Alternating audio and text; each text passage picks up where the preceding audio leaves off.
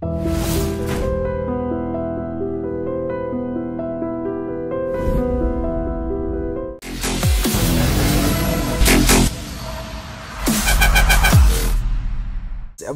చెప్పనని మీరు ఒట్టేస్తే ఒక సీక్రెట్ చెప్తాను. చెప్పండి. నేనే దావుద్ ఇబ్రాహింని.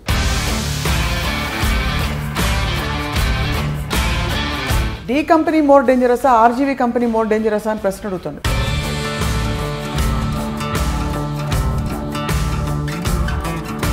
మీ దృష్టిలో దావుద్ ఇబ్రాహిం మంచోడా కాదా? దావుద్ ఇబ్రాహిం చాలా మందికి మంచి చేశాడు, చాలా మందికి చెడు చేశాడు. You don't want to make a film on a change maker like Sachin Tendulkar, but you want to make a film, you insist on making a film on a criminal. మనకి సామెత కదా, పట్టుబడినోడే దొంగ అని, పట్టుబడినోడు దొంగ కాదని.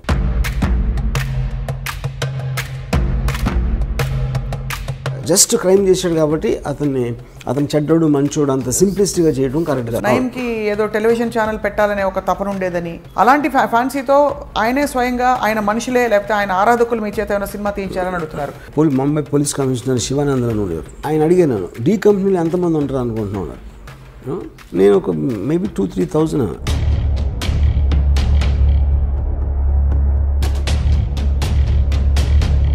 ఇది కనిపించిన ఆరో సింహం. ఇది డి కంపెనీ నుంచి ఫోన్ చేస్తున్నాను, బ్రాండ్ కావాలి. అక్కడ ఎలా ఉంటారు వాళ్ళు? మనకన్నా మామూలుగా ఉంటారు. తెలిసి కూడా ఈ సినిమా తీయాలి, దీన్ని వెబ్ సిరీస్గా కూడా తీయాలని చెప్పి అనుకోవడంలో ఆంతర్యం ఏంటి? కృష్ణుడు ఏం చేశాడు? ఈ ఫెసిలిటేటింగ్ ద వార్. మనుషులకి మంచి చేయడానికి ఏం చేయలేదు కదా కృష్ణుడు. అక్కడ ధర్మ సంస్థాపనార్థాయ సంభవామి యుగే యుగే. దేవుడికి అంత పవర్ ఉండేది, చెడ్డవాళ్ళు ఎందుకు సృష్టించారు? సో మీరైతే మహాభారతాన్ని కూడా జస్టిఫై చేయట్లేదు ఇక్కడ. ఇట్ ఈస్ లైక్ నండవల్. ఇంత సున్నితమైన ఈ విషయం మీద మీరు సినిమా తీస్తే మిమ్మల్ని దేశద్రోహి అని ఎవరన్నా అంటే ముద్ర వేస్తే మీరు ఒప్పుకుంటారా? 92 డిసెంబర్లో చాలా మంది ముస్లిమ్స్ని శివసేన వాళ్ళు చంపేశారు అయోధ్య తర్వాత. వాటికి పగ తీర్చుకోవటానికి వీళ్ళందరూ వెళ్ళి కాళ్ళ మీద పడిపోయి మన బాంబేలో మమ్మల్ని బతకనివ్వరు. I'm not telling first of all justifying that Dawood Ibrahim is good for the country or bad for the country. జరిగిన చూపెడతాను. తర్వాత ఆయనకు వారసులు ఉన్నారా? ఒకటి his daughter died because of malaria. అంత పెద్ద క్రిమినల్ కూతుర్ని ఒక దోమ వచ్చి చంపేసినారు. మీ క్రిమినల్ ఇన్ఫ్లుయెన్స్ మీ మీద ఆయనదే. మీ ఇంట్లో ఫోటో ఉంది, ఆయన పూజను చేసుకుంటారేమో అని నా హృదయంలో ఉన్నాడు. ఒక చిన్న ఎగ్జాంపుల్ చెప్తాను. చెప్పండి. చోటా రాజాను ఒక మనిషి సౌత్య అని ఆల్మోస్ట్ తమ్ముడిలాగా చూసుకున్నాడు. ఒక పర్టిక్యులర్ స్టేజ్లో దావుద్ ఇబ్రాహింకి చోటా రాజానికి గొడవ వచ్చినప్పుడు కలిసి చోటా రాజాని చంపడానికి ప్లాన్ చేసి ఆ ప్లాన్ ఏమో వర్కౌట్ అవ్వదు. చోటా రాజాని పారిపోయాడు. ఇదంతా దుబాయ్లో జరిగింది. అంటే వీడు ఏం చేశాడంటే బాంబే నుంచి నలుగురిని తెప్పించి నేను మొత్తం అన్ని అరేంజ్ చేస్తాను, మీరు వెళ్ళి హాలిడే లాగా వెళ్ళండి దుబాయ్. అక్కడ నా వాళ్ళు వచ్చి సౌత్యాన్ని ఎలా చంపాలో వాళ్ళు ఎక్స్ప్లెయిన్ చేస్తారు, మీరు కన్విన్స్ అయితే చేయండి. వీళ్ళు సరే వెళ్ళారు దుబాయ్లో. మాల్లో బయట ఒక జిమ్ ఉంది. సౌత్య రోజు అక్కడికి వస్తాడు. పోర్ట్ దగ్గర కస్టమ్స్ వాళ్ళు అందరినీ ఆల్రెడీ సెట్ చేశాడు రాజన్ భాయ్. వాళ్ళు మిమ్మల్ని బోట్లో ఎక్కిస్తారు. ఆ బోట్ యాట్ ఇండియాకి వచ్చేస్తుంది. నెక్స్ట్ డే సాయంత్రం వచ్చాడు సౌత్య. కిందది టపా షూట్ చేశారు. షూట్ చేసి పరిగెత్తారు. లెఫ్ట్ టర్న్ తిరిగారు, రైట్ టర్న్ తిరిగితే వ్యాన్ లేదు అక్కడ.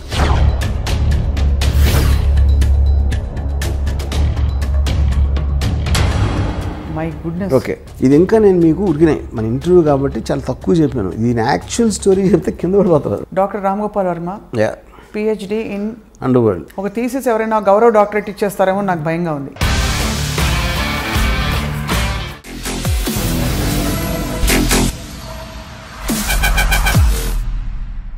Welcome to the special interview on I dream. దర్శకులు ఫిల్మ్ మేకర్ రామ్ గోపాల్ వర్మ గారితో మనం చాలా విషయాలపై సుదీర్ఘంగా ఇంతవరకు చర్చించాం. కానీ ఇవాళ మాట్లాడబోతున్న టాపిక్ అత్యంత సున్నితమైనది, క్లిష్టమైనది. దావూద్ ఇబ్రాహిం. ఈ పేరు బహుశా ఫోన్లో స్నేహితులతోనో తెలిసిన వాళ్ళతోనో మాట్లాడడానికి కూడా మనం జంకుతూ ఉంటాం, భయపడుతూ ఉంటాం. ఈ పేరు వినగానే ఎవరు ఎక్కడ ఎలాంటి నిఘా వర్గాలు మనని ట్యాప్ చేస్తున్నారో అనే ఒక భయం కలుగుతుంది. అలాంటిది the world's most dangerous criminal Dawood ఇబ్రాహింపై ఏకంగా సినిమా తీసి పడేశారు దర్శకులు రామ్ గోపాల్ వర్మ. ఇప్పుడు ప్రస్తుతం డి కంపెనీ పేరుతో విడుదలవబోతున్న ఈ సినిమాపై మాట్లాడబోతున్నాం.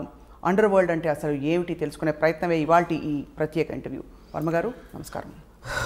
ఎవరికి చెప్పనని మీరు ఒట్టేస్తే ఒక సీక్రెట్ చెప్తాను. చెప్పండి. నేనే దావూద్ ఇబ్రాహిం. ప్లాస్టిక్ సర్జరీ చేసుకుని అలా తిరుగుతున్నా రోడ్ల మీద. మేము చాలా సీరియస్గా గంభీరంగా మొదలు పెడితే మీరు కనీసం భయం సృష్టించడానికి కూడా మీరు అవకాశం ఇవ్వండి. But see jokes apart, because I studied అంత స్టడీ చేసిన తర్వాత ఆల్మోస్ట్ తనలాగా ఆలోచించడం మొదలుపెట్టాను. అంటే మీరు అని చెప్తారు కదా, ఒక మనిషి ఒక 6 నెలలు ఉంటే వీరు వాళ్ళు అవుతారు, వాళ్ళు వీరు అవుతారు, సామెత ఉంది కదా. అలాగే నాకు because I constantly trying to understand, అర్థం చేసుకుని తను ఎలా ఆలోచిస్తాడు, ఎందుకు ఆలోచిస్తాడు అంత రీసెర్చ్ చేసి యాక్చువల్గా నేనే ఫీల్ అవుతున్నాను. అది మామూలుగా మీరు మంచి చెడు అని ఎప్పుడు విభజించారు మనుషుల్ని, కానీ ఇది సూటిగా అడుగుతున్న ప్రశ్న, మీ దృష్టిలో దావుద్ ఇబ్రహీం మంచోడా కాదా? ఇక్కడ పాయింట్, మంచి అనేది మంచి చేస్తారు, చెడు అనేది చెడు చేస్తారు, అంత సింప్లిస్టిక్ డెఫినేషన్ అది. దావుద్ ఇబ్రహీం చాలామందికి మంచి చేశాడు, చాలామందికి చెడు చేశాడు. అప్పుడు మీరేంటి, ఒక సొసైటీ పరంగా మనం ఆలోచించాలా, లేకపోతే ఒక తను చుట్టూ ఉన్న వాళ్ళు తను ఎలా చూసుకున్నాడు దాన్ని బట్టి మనం ఒక మెజర్మెంట్ ఉండాలా, లేకపోతే జస్ట్ లీగల్గా మన డెఫినేషన్ తీసుకుంటే క్రైమ్ చేశాడు కాబట్టి ఒక క్రైమ్ చేసిన వాళ్ళు అందరూ చెడ్డోళ్ళు అనాలా అనేది ఈ 3 పాయింట్స్ మనకు క్లారిటీ కావాలి. సో అఫ్ కోర్స్ ఇల్లీగల్గా అబ్స్కాండింగ్ కేసులో ఉన్నాడు, is a criminal person as per the law is concern. So దాంట్లో అప్పుడు ఈజ్ అ క్రిమినల్. తర్వాత మంచి చెడు అనేది నేను చెప్పేది, ఇప్పుడు తను నమ్మింది తను చేశాడు, దాని మూలం చాలామందికి మంచి జరిగింది. సో మీరు ఒక విషయాన్ని ఇప్పుడు చెడ్డోడిని ఎప్పుడు ఉంటాడు, you're actually justifying. I'm justifying అంటే justifying is not the word, because crime అనేది లీగల్ వర్డ్. అది ఎందుకు జరిగింది అనే దానికి ఒక మారల్ కాజ్ ఉంటుంది ఒక్కొక్కసారి. ఇప్పుడు 1980లో దొంగరిలో స్టార్ట్ అయింది డీ గ్యాంగ్ అనేది యాక్చువల్గా. ఆ టైంలో very lot of poverty and large families got some 14 people inside his home, brothers చెల్లెళ్ళు వీళ్ళందరూ కలిసి. ఆ కైండ్ ఆఫ్ ఏ అట్మాస్ఫియర్లో ఆ ఇంజస్టిస్ ఫీల్ అయినప్పుడు somebody will want to do something rebellious. అది నక్సలైట్స్ కూడా అలాగే వస్తారు. Any kind of a rebel comes from that kind of a zone. అప్పుడు అది క్రిమినల్గా చేసిన తప్పుకి విచ్ ఈజ్ లీగల్, కానీ తనకున్న పరిస్థితుల్లో ఒక ఎక్స్ట్రాడినరీ సర్కమ్స్టెన్సెస్లో చేసినప్పుడు ఆ పరిస్థితిని అర్థం చేసుకోకుండా మనం డైరెక్ట్గా అతను చెడ్డోడు క్రైమ్ చేశాడు కాబట్టి అనేది నాకు, that is where I don't want be judgemental. అంటే మీకు ఇంత పెద్ద గ్యాంగ్స్టర్, ప్రపంచమంతా గ్యాంగ్స్టర్ అని ఆయన కోసం నిఘా వర్గాలు వెతుకుతున్న ఈ వ్యక్తిని కూడా మీరు చెడ్డవారు అనలేరు. నేను అనలేదు. You don't want to judge. ఎందుకంటే ఇంకో పాయింట్ ఏంటంటే, ఇప్పుడు దావుద్ ఇబ్రహీం మీద లాస్ట్ కేసు రిజిస్టర్ అయింది 1982లో, చాలామందికి తెలియదు. సో నియర్లీ 40 years నుంచి తను ఏమీ చేయలేదు అసలు. బేసిక్గా 93 సీరియల్ బ్లాస్ట్లో అక్యూజ్ నెంబర్ 1. అక్కడ ఏంటంటే 13 ఏళ్ళ ట్రయల్ తర్వాత ఒక్క లింక్ పెట్టలేకపోయారు దావుద్ ఇబ్రహీం దాంట్లో ఇన్వాల్వ్ అయ్యాడు లేదని. That is actually the case history. కాకపోతే తనకున్న పేరుతోటి డీ కంపెనీ అనేది దావుద్ ఇబ్రహీం సృష్టించింది, కానీ డీ కంపెనీ రిజిస్టర్డ్ కంపెనీ కాదు, it is just name given. తన ఆర్గనైజేషనల్ స్కిల్తో మామూలు స్ట్రీట్ గ్యాంగ్స్ని కూడా ఇంత పకడ్బందీగా నడపచ్చు అనే ఒక ఆస్పెక్ట్ తను సృష్టించాడు. కాబట్టి ఆ డీ కంపెనీ అనే పేరు కంటిన్యూ అవుతుంది.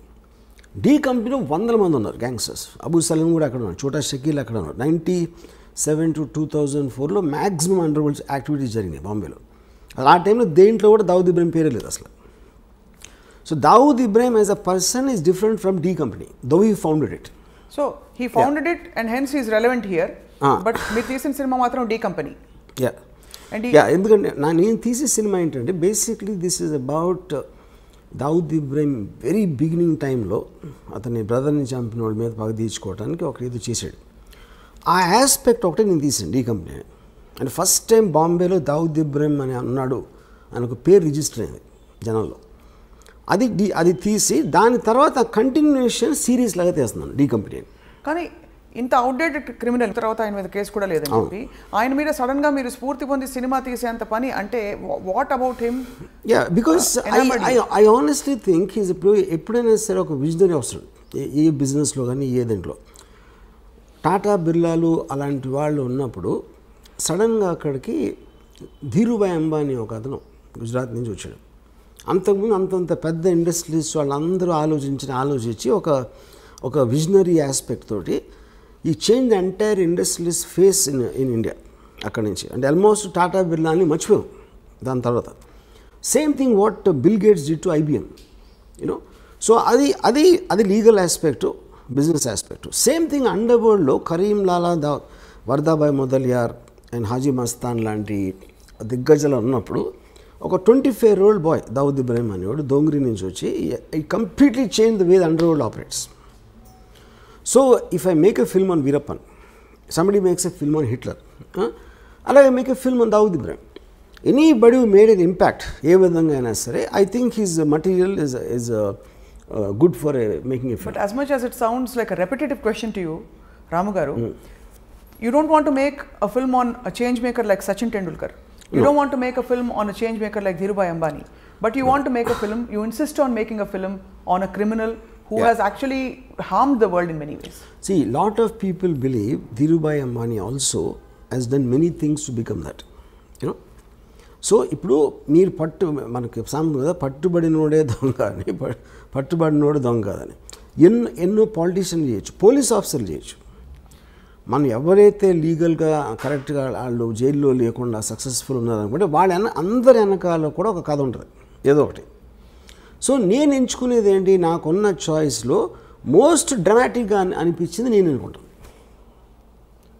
ప్రతి క్రిమినల్, ప్రతి టెర్రరిస్ట్ కూడా ఒక పని చేసినప్పుడు తన వాళ్ళని ఎవరినో బెనిఫిట్ చేయడానికి చేసుకోవడం అనేది పరిణామం ఉంటుంది. కానీ దట్ స్టిల్ డజంట్ జస్టిఫై. దానికి చట్టాలు ఉంటాయి, పరిధులు ఉంటాయి, ప్రపంచం ఉంటుంది, రూల్స్ అండ్ రెగ్యులేషన్స్ ఉంటాయి. వాటన్నిటిని ఉల్లంఘించి మనుషుల ప్రాణాలతో చెలగాటం ఆడిన వ్యక్తుల మీద. కానీ నేను అదే అంటున్నాను, సి జస్టిఫై అనే మాట కరెక్ట్ కదా అంటున్నాను. ఇప్పుడు if you are not in other person shoes, okay, అవతలోడి షూస్లో మనం లేనప్పుడు అతను ఏం చేశాడు అనే దాని మీద జడ్జ్మెంటల్ అవ్వటం అనేది నేను చేయను. ఎందుకంటే ఆ పరిస్థితిలో నేనుంటే నేనేమన్నా చేసేవాడినా. ఫర్ ఎగ్జాంపుల్ మీరు రాడికల్స్ ఉంటారు అనుకోండి, ల్యాండ్ లార్డ్స్ వాళ్ళని తొక్కేసి వాళ్ళని అరాచకాలు చేసేస్తున్నప్పుడు వాళ్ళు ఏదో ఎదురు తిరిగి ఒక ల్యాండ్ లార్డ్ని చంపేశారు అనుకోండి. చంపటం అనేది చట్టరీత్యా నేరం. Of course they will be punished for that.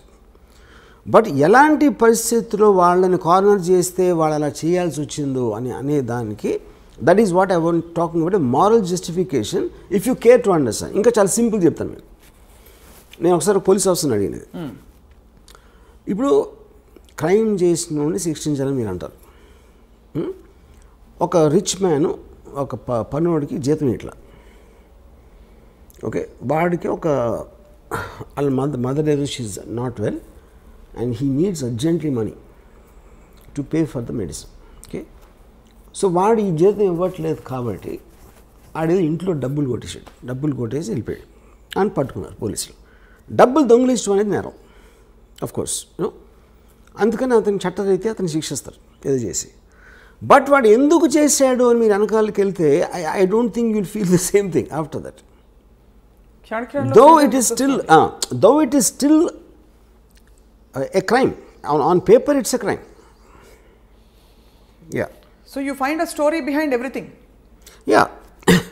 And also you see the point is, ఒక సొసైటీలో ఎన్నో రకాల మంది ఉంటారు. ఇప్పుడు ఫర్ ఎగ్జాంపుల్ పొలిటికల్ లీడర్స్ ఉంటారు, ఆయన తాట తీస్తూ ఉంటాడు, ఒకడు ఇంకోటేమో నరికేస్తూ ఉంటాడు, బొక్కలు కొడతా అని ఇంకోటి అంటాడు. They don't do anything but they actually using violent rhetoric, which is just an expression of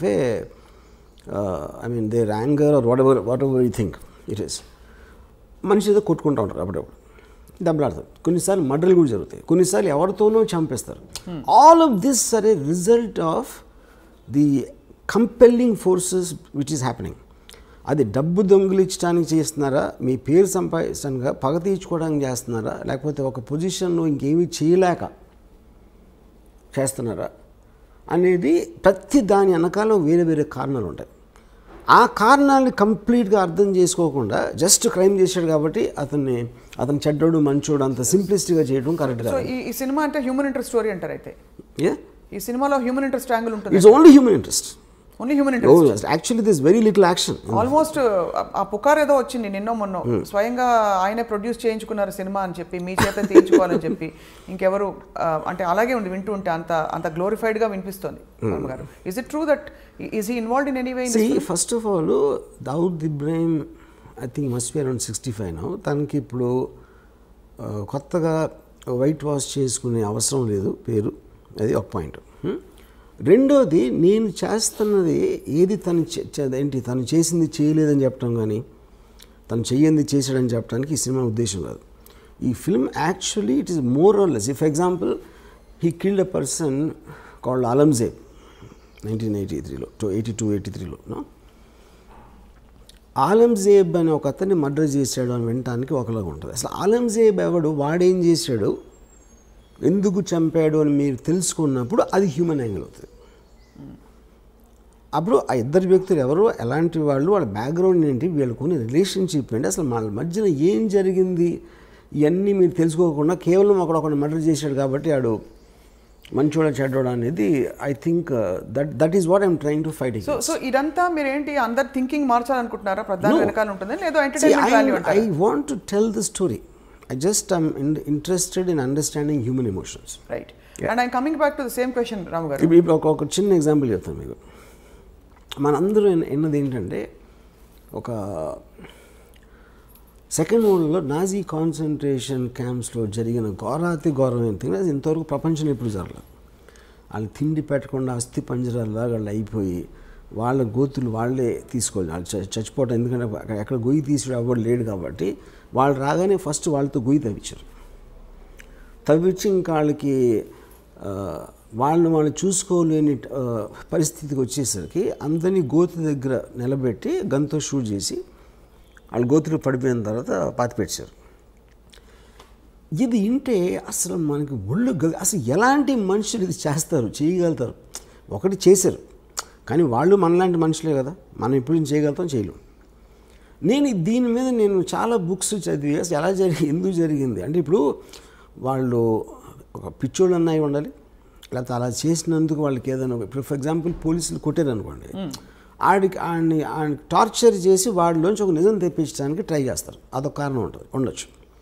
coming back to the concentration camps, నేను ఫైనల్గా ఏం రియలైజ్ అయ్యానంటే, ఇప్పుడు హిట్లరు టోటల్గా జ్యూస్ అందరినీ జర్మనీలోంచి పంపించారు. అందరినీ కలెక్ట్ చేసుకుని హోల్డింగ్ ఏరియాలో పెట్టి ఒక చోట అక్కడి నుంచి ట్రాన్స్పోర్ట్ చేయాలనేది ఫస్ట్ డెసిషన్. ఓకే, ఈ డెసిషన్ ఎక్కడ బెడిసికొట్టిందంటే, ఈ పోలాండ్ తోటి వార్ స్టార్ట్ అయింది, అక్కడి నుంచి గ్రేట్ బ్రిటన్ అటాక్ చేసింది. సడన్గా మొత్తం ట్రాన్స్పోర్టేషన్ అంతా కొలాప్స్ అయిపోయి వీళ్ళని ట్రాన్స్పోర్ట్ చేసే పరిస్థితి పోయింది. పోయేసరికి ఆల్రెడీ కలెక్ట్ చేసి అందరూ వచ్చేస్తున్నారు కాబట్టి వాళ్ళకి పెట్టడానికి వార్ జరుగుతుంది. మొత్తం అందరూ సోల్జర్స్ అందరూ వార్లో బిజీగా ఉన్నారు. వీళ్ళని గార్డ్ చేయడానికి మనుషులు లేరు. అప్పుడు ఏం చేశారంటే, చాలా స్ట్రిక్ట్ పనిష్మెంట్ ఇవ్వకపోతే వాళ్ళు భయపడరు. లైన్లో నుంచోండి అంటే నుంచోట్లేదు అనుకోండి, మీరు 3-4 సార్లు చెప్తారు. కానీ ఉన్న 4-5 గార్డులు 100 మందిని చేయాలి అంటే ఎవరన్నా లైన్లో నుంచోపోతే టపాక్కని షూట్ చేసి పడేసారు. ఆ భయంతో చచ్చినట్టు లైన్లో నుంచోవాలనేది point.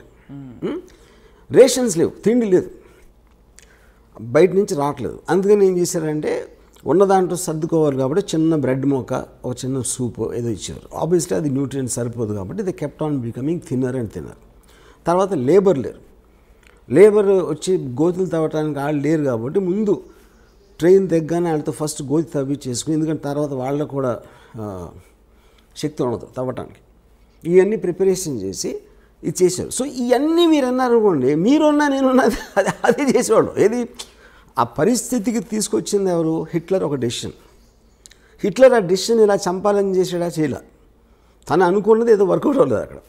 So every decision will create situations which not are necessary in your control after some time.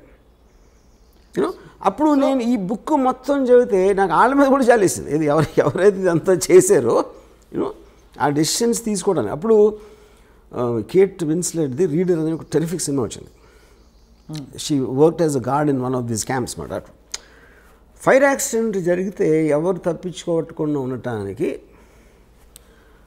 తను తీల ఏది మన అదే ప్రిజనర్స్ తప్పించుకోకుండా చెయ్యాలని అమ్మాయిది జాబ్ అక్కడ. ఎప్పుడైతే గేట్లు తీయలేదో వాళ్ళు చచ్చిపోయారు. దాని మీద కోర్ట్ ట్రయల్ జరిగినప్పుడు వాట్ వర్ యూ డూయింగ్ అంటే, I was doing my job అంది. నాకు నా గవర్నమెంట్ ఇచ్చిన జాబు ఎట్టి పరిస్థితుల్లోనూ వీళ్ళని తప్పించుకోవడానికి వీల్లేదు. అప్పుడు ఇలాంటి పరిస్థితి వచ్చినప్పుడు ఆ డెసిషన్ సొంతంగా తీసుకోవచ్చా తీసుకోలేరా అనేది పాయింట్ అక్కడ. ఇవన్నీ అంటే వీటికి మీరు ఇస్తున్న జస్టిఫికేషన్ అండర్స్టాండ్, ప్రధాని వెనకాల ఒక కారణం ఉంటుంది, ఒక ఒక ఆంతర్యం ఉంటుందని చెప్పి, బట్ దాన్ని దీంతో ఒక విల్లింగ్గా కావాలని వచ్చి ఒక పవర్ కోసం ఎస్టాబ్లిష్ చేసుకున్న ఒక క్రిమినల్, ఒక గ్యాంగ్స్టర్ ఇప్పటికి కూడా ప్రపంచం వెతుకుతుంది ఆయన కోసం. సో అటువంటి సినిమా మీరు తీశారంటే ఖచ్చితంగా 2 కారణాలు ఉండాలి. ఇప్పుడు నయీం గురించి విన్నప్పుడు కూడా నయీంకి ఏదో టెలివిజన్ ఛానల్ పెట్టాలనే ఒక తపన ఉండేదని, ఆయన టీవీలో కనిపించడానికి ఇష్టం అని, అలాంటి ఫ్యాన్సీస్ వాళ్ళకు ఉంటాయని చెప్పి గ్యాంగ్స్టర్స్కి, అలాంటి ఫ్యాన్సీతో ఆయనే స్వయంగా ఆయన మనుషులే లేకపోతే ఆయన ఆరాధకులు మీ చేత ఏమైనా సినిమా తీయించారని అడుగుతున్నారు.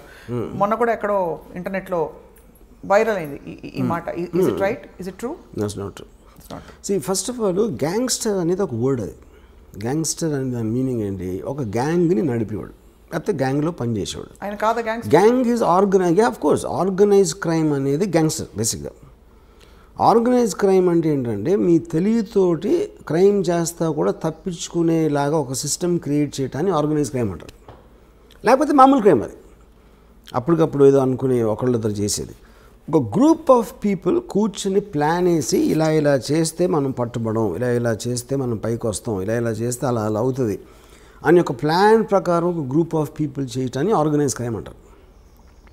So for example D company ఉందనుకోండి. డీ కంపెనీ నేను ఒక 1999-2000లో ఒక ముంబై పోలీస్ కమిషనర్ శివానందన్ ఉండేవారు.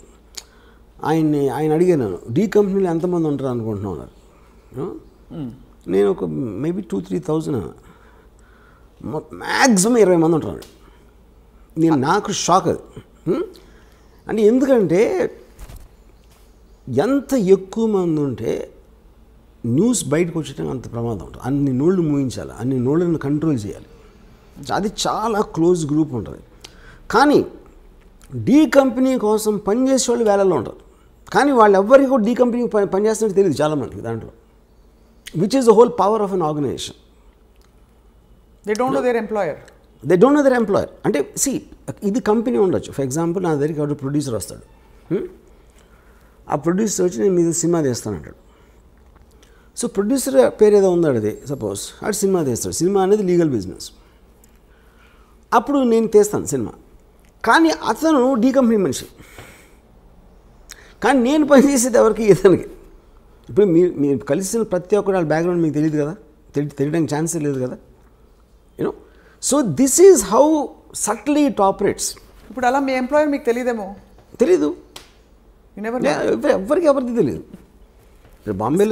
బాంబేలో చాలాసార్లు మీకు ఇలాగా భరత్ భాయ్ షా కేసులో చోరీ చోరీ చుప్కే చుప్కే, సల్మాన్ ఖాన్, ప్రీతి జింటా, రాణి ముఖర్జీ అలాంటి యాక్టర్స్ ఉన్న పిక్చరు నాజీమ్ రిజ్వీ అని ఒకటి ప్రొడ్యూస్ చేశాడు. భరత్ భాయ్ ఫిల్మ్ ఫైనాన్షియల్, ఆయన ఎన్నో సంవత్సరాల నుంచి చేస్తున్నాడు. నాజీమ్ రిజ్వీ అండర్ వరల్డ్ మనిషి అని సినిమా సగమయ్యేది తెలిసి, అది ఎవరో చెప్పారు. కానీ అండర్ వరల్డ్ మనిషి అంటే ఏంటి అసలు అర్థం ఏంటి? ఫస్ట్ అది చెప్పండి.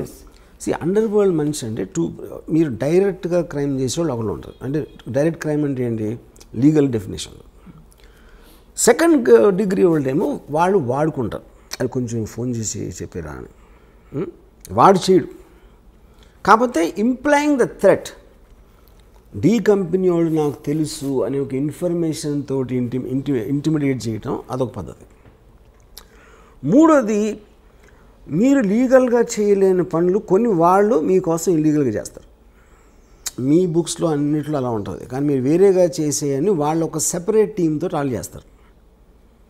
ఓకే, ఫర్ ఎగ్జాంపుల్ లీగల్గా మీరు ఇంపోర్ట్ చేసుకున్నారు అనుకోండి, ఒక 100 VCRలు ఆ టైంలో చెప్తున్నాను, ఇల్లీగల్గా 500 VCRలు వస్తాయి. 500 VCRలు డీ కంపెనీ వాళ్ళు పంచుకుని వాళ్ళు చేసి మీరు ఫెసిలిటేట్ చేసినందుకు మీకు కొంత ఇస్తారు, మిగతా వాళ్ళు తీసుకుంటారు. సో డైరెక్ట్గా ఎవడైతే కంపెనీలో ఉన్నాడో వాడు చేయలేదు, అది వాడు దాన్ని అమ్మలేదు, వాడు కొనలేదు, ఫెసిలిటేట్ చేశాడు అంతే. ఆ ఫెసిలిటేషను 100 VCRలు పోతే 500 VCRలు వచ్చినాయి అని తెలుసుకోవడం అనేది చాలా కష్టం. సో ఇప్పుడు ఈ లింక్స్ మీద లింక్స్, ఇప్పుడు ఒక మర్డర్ ఉందనుకోండి, ఇప్పుడు ఎవడో ఒక ఎక్కడో కలుస్తాడు, ఒక జైలు ఒక్కొక్కసారి జైల్లో అవ్వచ్చు, ఇంకొకసారి ఎక్కడో ఒక స్మాల్ టౌన్లో ఒక పని ఉంది చేస్తావా అంటాడు. ఏంటండి ఇలా నువ్వు జస్ట్ బాంబే వచ్చి నువ్వు చిన్న గన్ వేస్తావు, ఫలానా ఒకరిని షూట్ చేయాలి. అని ఆడికి డబ్బులు ఆఫర్ ఇస్తాడు. వాడేంటి వీడు మాట్లాడేవాడు రషీద్ అనేవాడు అబ్దుల్ అనేవాడు చెప్పాడు అన్నవాడు. ఈ రషీద్ అసలు బాంబే రాడాడు. ఈ అబ్దుల్ని ట్రైన్ ఎక్కించి పంపుతాడు. ఈ అబ్దుల్ అక్కడ దిగి నువ్వు ఫలానా హోటల్లో అక్కడ స్టేషన్ బయట ఎలా ఉంటుంది అక్కడ ఉండవు. మళ్ళీ అక్కడ ఫోన్ వచ్చి నువ్వు బయటకు వచ్చి బాండ్రా బస్ స్టాండ్ దగ్గర నువ్వు వెళ్ళు, అక్కడ గ్రీన్ షర్ట్ బ్లాక్ ప్యాంట్ వేసుకుని అక్కడ కనిపిస్తాడు. ఆడికి నీ పేరు మల్బార్ అని చెప్పి అంటాడు. ఆడు వెయిట్ చేస్తున్నాడు. ఆడ అసలు పేరేమో తక్కువ మీద ఉంటుంది, ఆడేమో సలీం అని చెప్పాడు. వీళ్ళిద్దరి దగ్గరికి ఒక బురకా వేసుకున్న ఆవిడ వచ్చి ఒక చిన్న ప్యాకెట్ ఇచ్చారు. ఈ బురకా ఆవిడ ఎవరో వాళ్ళకి తెలీదు, వాళ్ళెవరో బురకా ఆవిడకి తెలియదు. వాళ్ళు వెళ్ళి ఎక్కడో తీసి దాన్ని ఓపెన్ చేస్తే దాంట్లో ఒక చిన్న కంట్రీ పిస్టల్ ఉంటుంది. ఉండి అక్కడి నుంచి నువ్వు ఫలానా చోట టెలిఫోన్ బూత్ దగ్గర వేయచా ఫోన్ వస్తుంది. వచ్చేసరికి నువ్వు జూహుకి వెళ్ళి ఫలానా ఒక బ్రౌన్ బంగ్లా ఉంటుంది, దాని బయట ఇలాంటి కారు ఉంటుంది. ఒకడు వస్తాడు, ఒక బట్టతల్లుడు, అతన్ని షూట్ చేసి మీరు వెళ్ళిపోయి ఈ 2 గన్స్ ఫలానా క్రీక్ దగ్గర నాలా ఉంది, ఆ నాలా దగ్గర ఒక చిన్న చెట్లు ఉంటాయి, అక్కడ ఒక ఇలాంటి దగ్గర పెట్టేసి వెళ్ళిపోయాడు. వీళ్ళు అది చేసి అక్కడ పెట్టేసి అక్కడ ఒక ప్యాకెట్లో కొంత డబ్బు ఉంటుంది, అది తీసుకుని వెళ్ళిపోయారు. ఇప్పుడేంటి ఈ మొత్తం దాంట్లో రషీద్ ఏం క్రైమ్ చేయలే. వీడు ఫస్ట్ ఎవడైతే అబ్దుల్కి చెప్పాడో వాడు క్రైమ్ చేయలేదు, అసలు ఆడు ఇక్కడికి రాలేదాడు. ఓకే, అబ్దుల్ వచ్చి ఎవడైతే సలీం అని కలిసాడో సలీం ఆడి పేరు కాదు, సలీంగా వీడు అసలు పేరు తెలియదు.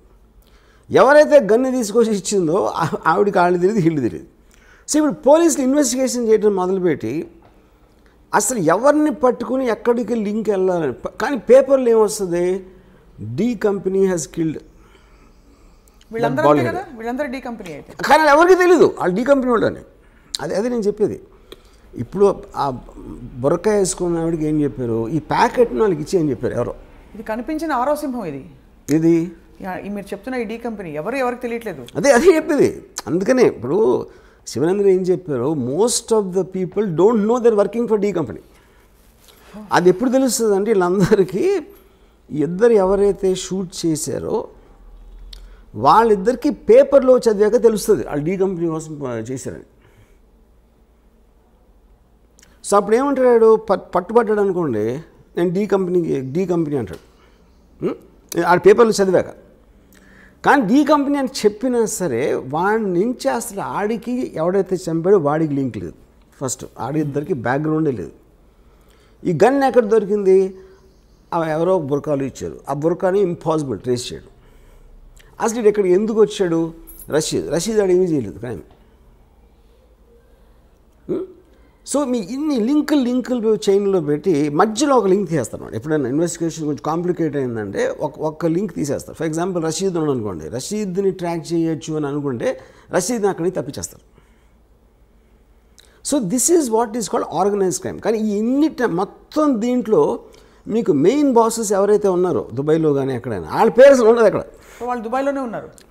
వాళ్ళు దుబాయ్లో ఉండొచ్చు, కరాచీలో ఉండొచ్చు, కెనియాలో ఉండొచ్చు, వేరే కంట్రీస్లో ఉంటారు, నాట్ ఎట్ వన్ ప్లేస్. కానీ పాయింట్ ఏంటి, వాళ్ళని దీంట్లో బుక్ చేయడం అనేది ఇంపాసిబుల్ అసలు మీకు తెలిసినా కూడా. కానీ వాళ్ళ పేరు తెలియని ఎందుకు అనుకుంటారు, వాళ్ళకి బ్రాండ్ కావాలి. ఇప్పుడు ఎవరో తెలియని వాడు మీకు ఫోన్ చేసి బెదిరించాడు అనుకోండి, మీరు బెదరు కదా, డి కంపెనీ నుంచి ఫోన్ చేస్తున్నాను బ్రాండ్ కావాలి అక్కడ. అది ఎవరైనా చెప్పుకోవచ్చు కదా, చెప్తారు కూడా. ఇప్పుడు మన కెమెరా చెప్తారు, ఎవరైనా చెప్తారు కూడా. కానీ వాళ్ళే ఎట్లా నమ్మి భయపడతారు. ఇప్పుడు ఇంకా ఛాన్స్ తీసుకోవాలంతే. ఇప్పుడు నేను అదే కదా 100% చాలాసార్లు ఈ పెద్ద పేర్లు ఉన్న ఈ పరిటాల రవి కానీ ఫర్ ఎగ్జాంపుల్ ఫ్యాక్షన్ లీడర్స్ వాళ్ళ పేర్ల మీద వేరే వాళ్ళు చాలామంది చేస్తారు అది.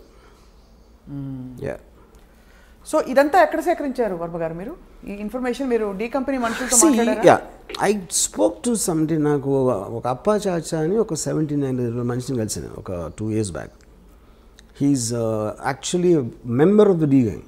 దొంగరీలో ఫస్ట్ స్టార్ట్ అయినప్పుడు he saw Dawood Ibrahim when he was 18 years old. He met him? Yeah, he was with him. అంటే అదే ఏరియాలో ఉంటారు అందరూ. కలిసి అదే ఆడుకునే వయసు నుంచి ఈ knows Dawood Ibrahim. So he was a part of the D gang on the beginning ఇయర్స్లో. అంటే ఆల్మోస్ట్ దావుద్ ఇబ్రాహిం ఇక్కడి నుంచి 85లో వెళ్ళిపోయాడు బాంబే నుంచి.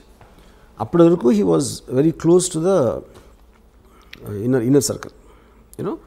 సో అలాగా కొంతమంది రిటైర్డ్ పోలీస్ ఆఫీసర్స్, కొంతమంది జైలు నుంచి బయటకు వచ్చిన వాళ్ళు, కొంతమంది ఆ టైంలో చాలా హెవీగా ఇన్వాల్వ్ అయ్యి మళ్ళీ మధ్యలో వచ్చేసి లీగల్ బిజినెస్లోకి వచ్చేసారు కొంతమంది. సో ఇలా ఒక 10-12 పీపుల్ నుంచి నేను సేకరించాను. అండ్ మీరు ఇందాక చెప్పిన స్పెసిఫిక్ ఇది చాలా సున్నితమైన question. I don't even know if I should be asking this question. ఈ డీ కంపెనీలో వర్క్ చేస్తున్న వాళ్ళు అన్ని ధర్మాలకి సంబంధించిన వాళ్ళు ఉంటారు, అన్ని మతాలకు సంబంధించిన ఉంటారు. It's not Muslims, all people. Christians ఉంటారు, హిందూస్ ఉంటారు. Like for example Dawood Ibrahim closest person is Hindu, చోటా రాజన్. అండ్ మీరెప్పుడు దావుద్ ఇబ్రాహిం తాలూకు మనుషుల్ని దగ్గరగా కలవలేదు ఎక్సెప్ట్ అప్పా చాచా? వీళ్ళందరినీ కలిసాను, చాలామంది కలిసాను. వీళ్ళందరూ కలిసారు. ఎలా ఉంటారు వాళ్ళు? మనకన్నా మామూలుగా ఉంటారు. మనకన్నా మన మీద ఎక్కువ అనుమానం వస్తుంది. అంటే very very normal looking people అసలు. సో ఈ సినిమా షూటింగ్కి సంబంధించి వర్మ గారు, షూటింగ్ మొత్తం ఇది డీ కంపెనీ ముంబై చుట్టూ తిరగవలసిన కథ. మీరు ఎక్కడో ముంబై కాకుండా ఇతర ప్లేసెస్లో షూట్ చేశారు. ఎందుకంటే ఇది 80s ముంబై అనేది ముంబైలో ఉండడానికి ఛాన్స్ లేదు. ఎందుకంటే Mumbai it's very very expensive place. ఉన్న రియల్ ఎస్టేట్ అంతా మార్చేస్తారు బిల్డింగ్లు కట్టేసి. సో 1980లో ఉన్న అట్మాస్ఫియర్ బాంబేలో దొరకడం ఇంపాసిబుల్. సో కొన్ని నేను గోవాలో చేశాను అలాంటిది రీప్లేస్ చేయడానికి, కొన్ని షాట్ ఇన్ హైదరాబాద్. ఈ సినిమా తీయడం వల్ల మీకు అనేక చోట్ల నుంచి ఒక విధమైన రిస్క్ కాదు, ఒక విధమైన అన్కంఫర్టబుల్ సిచ్యువేషన్. ఒకటి, చాలామంది సివిలియన్ రైట్స్ కోసం పోరాడుతున్న వాళ్ళు, దేశభక్తున్న వాళ్ళు ఎవరైనా సరే ఇప్పుడు ఒక గ్యాంగ్స్టర్ మీద మీరు సినిమా తీసి ఏం ప్రూవ్ చేద్దాం అనుకుంటున్నారు, ఇతను తప్ప ఎవరు దొరకలేదా అని ప్రశ్నించే వాళ్ళు ఉంటారు. సరే, అది క్రిటిసిజం. రెండోది, మీరు ఒక ఇలాంటి ఒక క్రిమినల్, మన దేశానికే ముప్పు తెచ్చిపెట్టిన ఒక క్రిమినల్ని ఈ విధంగా మీరు సినిమా తీసేంతగా గ్లోరిఫై చేస్తారా అని చెప్పి మీకు అఫీషియల్గా కేంద్రం నుంచి అనేక చోట్ల నుంచి ఉన్న సర్కార్ వల్ల మీకు అనేక విధాల డిసప్రూవల్ వస్తుంది.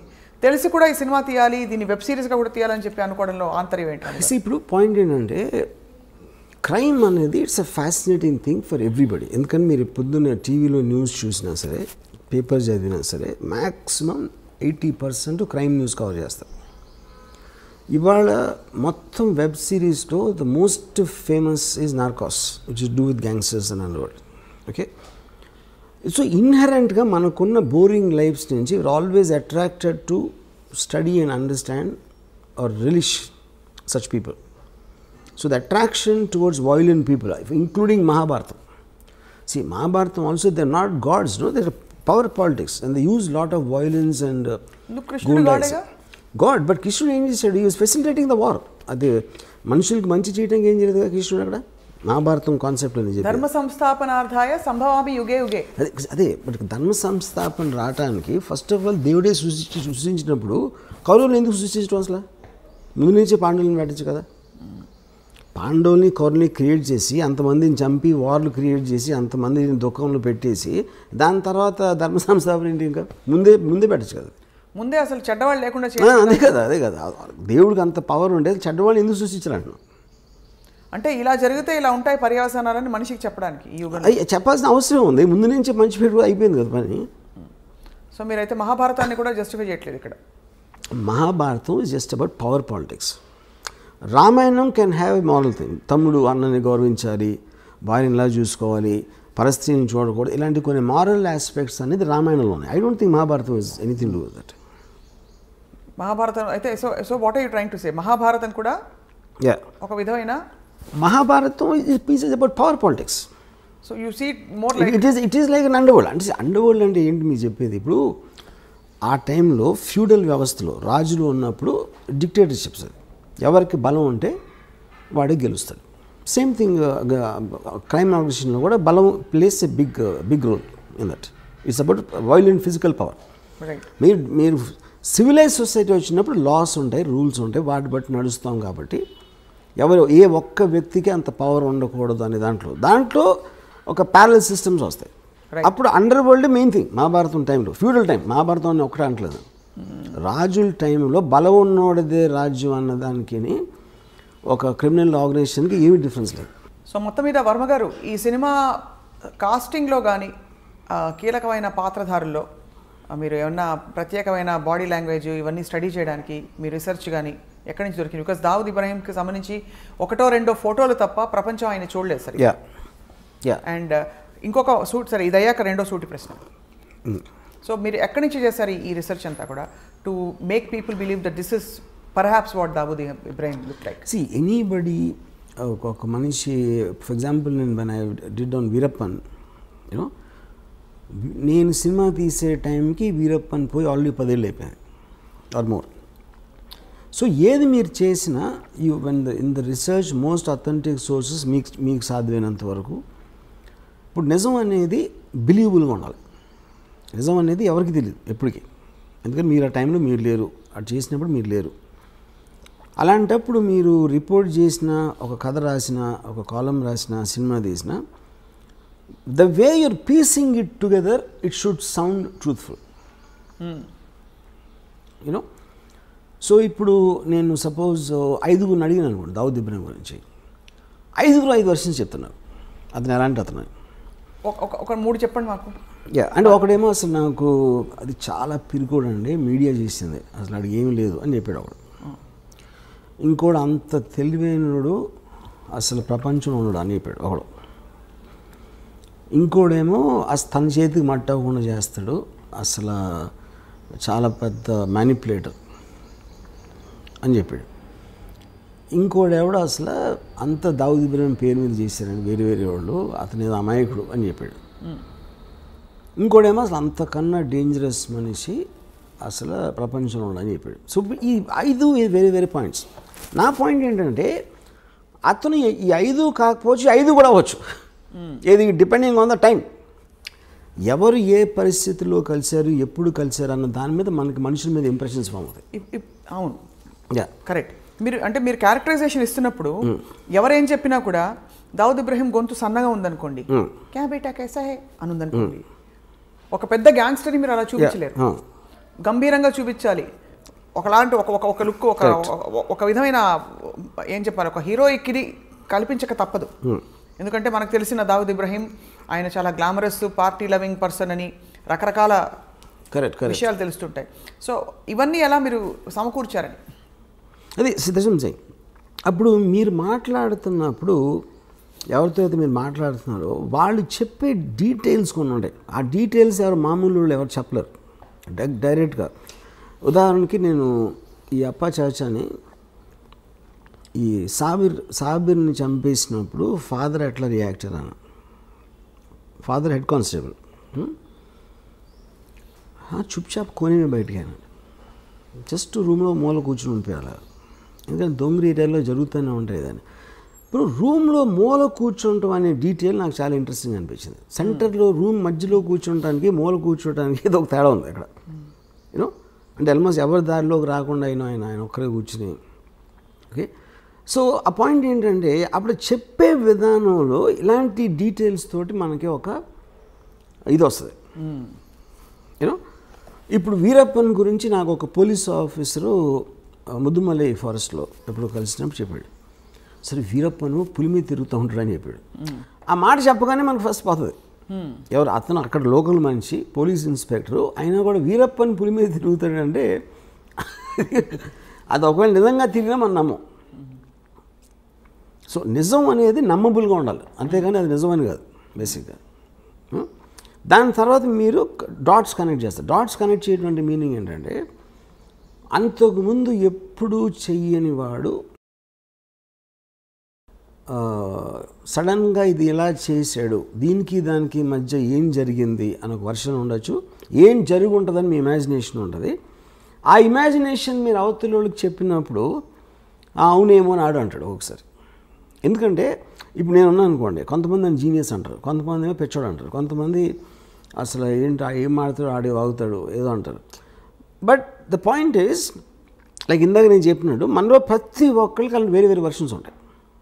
Right. So finally, we will decide to believe one version. And that will be your film is that will be the truth. Yeah. But ఇతర విషయాలు దావుద్ ఇబ్రహీం వ్యక్తిగత జీవితం గురించి మీరు వీరప్పన్కి ప్రేమ కథ పెట్టారు. ఇప్పుడు ఈ సినిమాలో కూడా అలాంటి ప్రేమాయణాలు with his family. Dawood is a very woman man and he had affairs with a lot of women and he had affairs. ఎక్కడో మధ్యలో రకరకాల పుకార్లు వచ్చేవి. బాలీవుడ్లో కూడా ఆయనకి చాలా రిలేషన్షిప్స్ అఫేర్స్ ఉన్నాయి. పుకార్లు ఏం కాదు, ఉన్నాయి. He actually was living with Mandakini, married Mandakini for nearly 10 years. Yeah. What was the last time we heard of Dawood Ibrahim in అంటే ఆయన జాడలు కానీ? We are hearing it now, right now, yes, because of the Sachin Vajay connection. Yes. So మరి ఈ టైంలో ఇంత సున్నితమైన ఈ విషయం మీద మీరు సినిమా తీస్తే మిమ్మల్ని దేశద్రోహి అని ఎవరన్నా అంటే ముద్ర వేస్తే మీరు ఒప్పుకుంటారా? అదే ఇప్పుడు ఫస్ట్ ఆఫ్ ఆల్ దేశంలో దావుద్ ఇబ్రాహిం ఏం చేశాడు అని ఎవరికి తెలియదు. ఫస్ట్ మనకు ఒక ఫ్యాషన్ అయిపోయింది మాట్లాడితే దావుద్ ఇబ్రాహిం అని చెప్పడం. మీరు చెప్తే నమ్మరు, Dawood Ibrahim most wanted criminal in India for last 30-40 years. Okay, actual ఉన్న కేసులు రెండే. What are the 2 cases? ఒకటేమో సమద్ ఖాన్ అని ఒక మర్డర్ జరిగింది. సమద్ ఖాన్ని 4-5 కలిసి చంపారు. దాంట్లో దావుద్ ఉన్నాడు అనేది ఒక ఎలిగేషన్ ఉంది, ఒకటి. రెండోది 93 బ్లాస్ట్. 93 బ్లాస్ట్లో accuse number 1 Bombay police chargesheet ప్రకారం 13 ఇయర్స్ ట్రయల్ జరిగిన తర్వాత ఒక్క విట్నెస్ కానీ, ఒక సర్కమ్స్టాన్షియల్ ఎవిడెన్స్ కానీ, మటీరియల్ ఎవిడెన్స్ కానీ దొరకలేదు దావుద్ని లింక్ చేయడానికి. కానీ దావుద్ ఇంకా క్రిమినల్. ఎందుకు? అతను సమన్స్ ఆన్సర్ చేయలేదు కాబట్టి. సో ఇప్పుడు అతను వస్తే నేనే చేశాను అన్న ఒక ఎవిడెన్స్ ఉంది, కానీ ఇంకో కౌంటర్ ఎవిడెన్స్ అనేది ఇంపాసిబుల్ సృష్టించడం. సో ఒకవేళ తను వచ్చి లొంగిపోతే ఇమీడియట్ వదిలేసి వస్తుంది. ఓకే, వాళ్ళు ఏదో డీలే చేస్తారు ఇలాంటివన్నీ చేసి, బట్ తను రావాల్సిన అవసరం లేదు. సో బేసిక్గా మనం ఎంతసేపు దావుద్ పెద్ద క్రిమినల్ ఏం చేసిండే ఎవరికి తెలియదు. కానీ ఏ క్రైమ్స్లో ఆయన actually involved other than all this? నాకు పర్సనల్గా నా రీడింగ్ ఏంటంటే, is a highly intelligent guy and he used crime in the beginning days to become legitimately successful.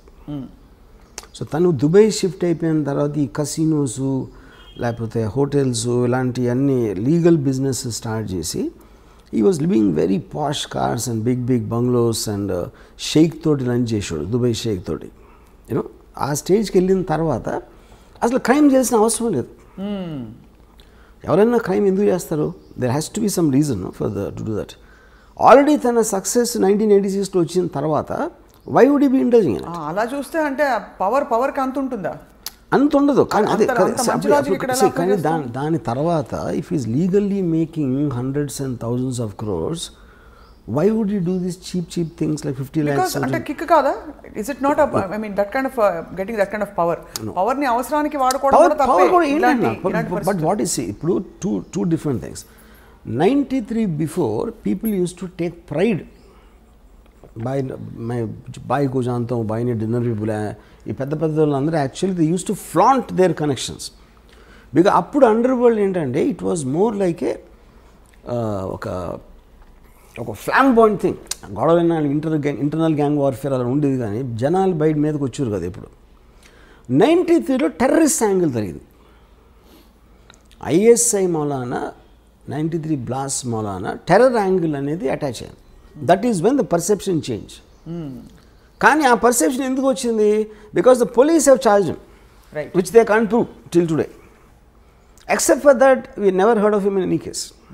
Okay, తర్వాత ఇప్పుడు ఆల్రెడీ తను అనిల్ కపూర్, సంజయ్ దత్ లాంటి పెద్ద స్టార్స్ తన పక్కన ఉండి దుబాయ్ షేక్ తోటి లంచ్ చేస్తున్నాడు.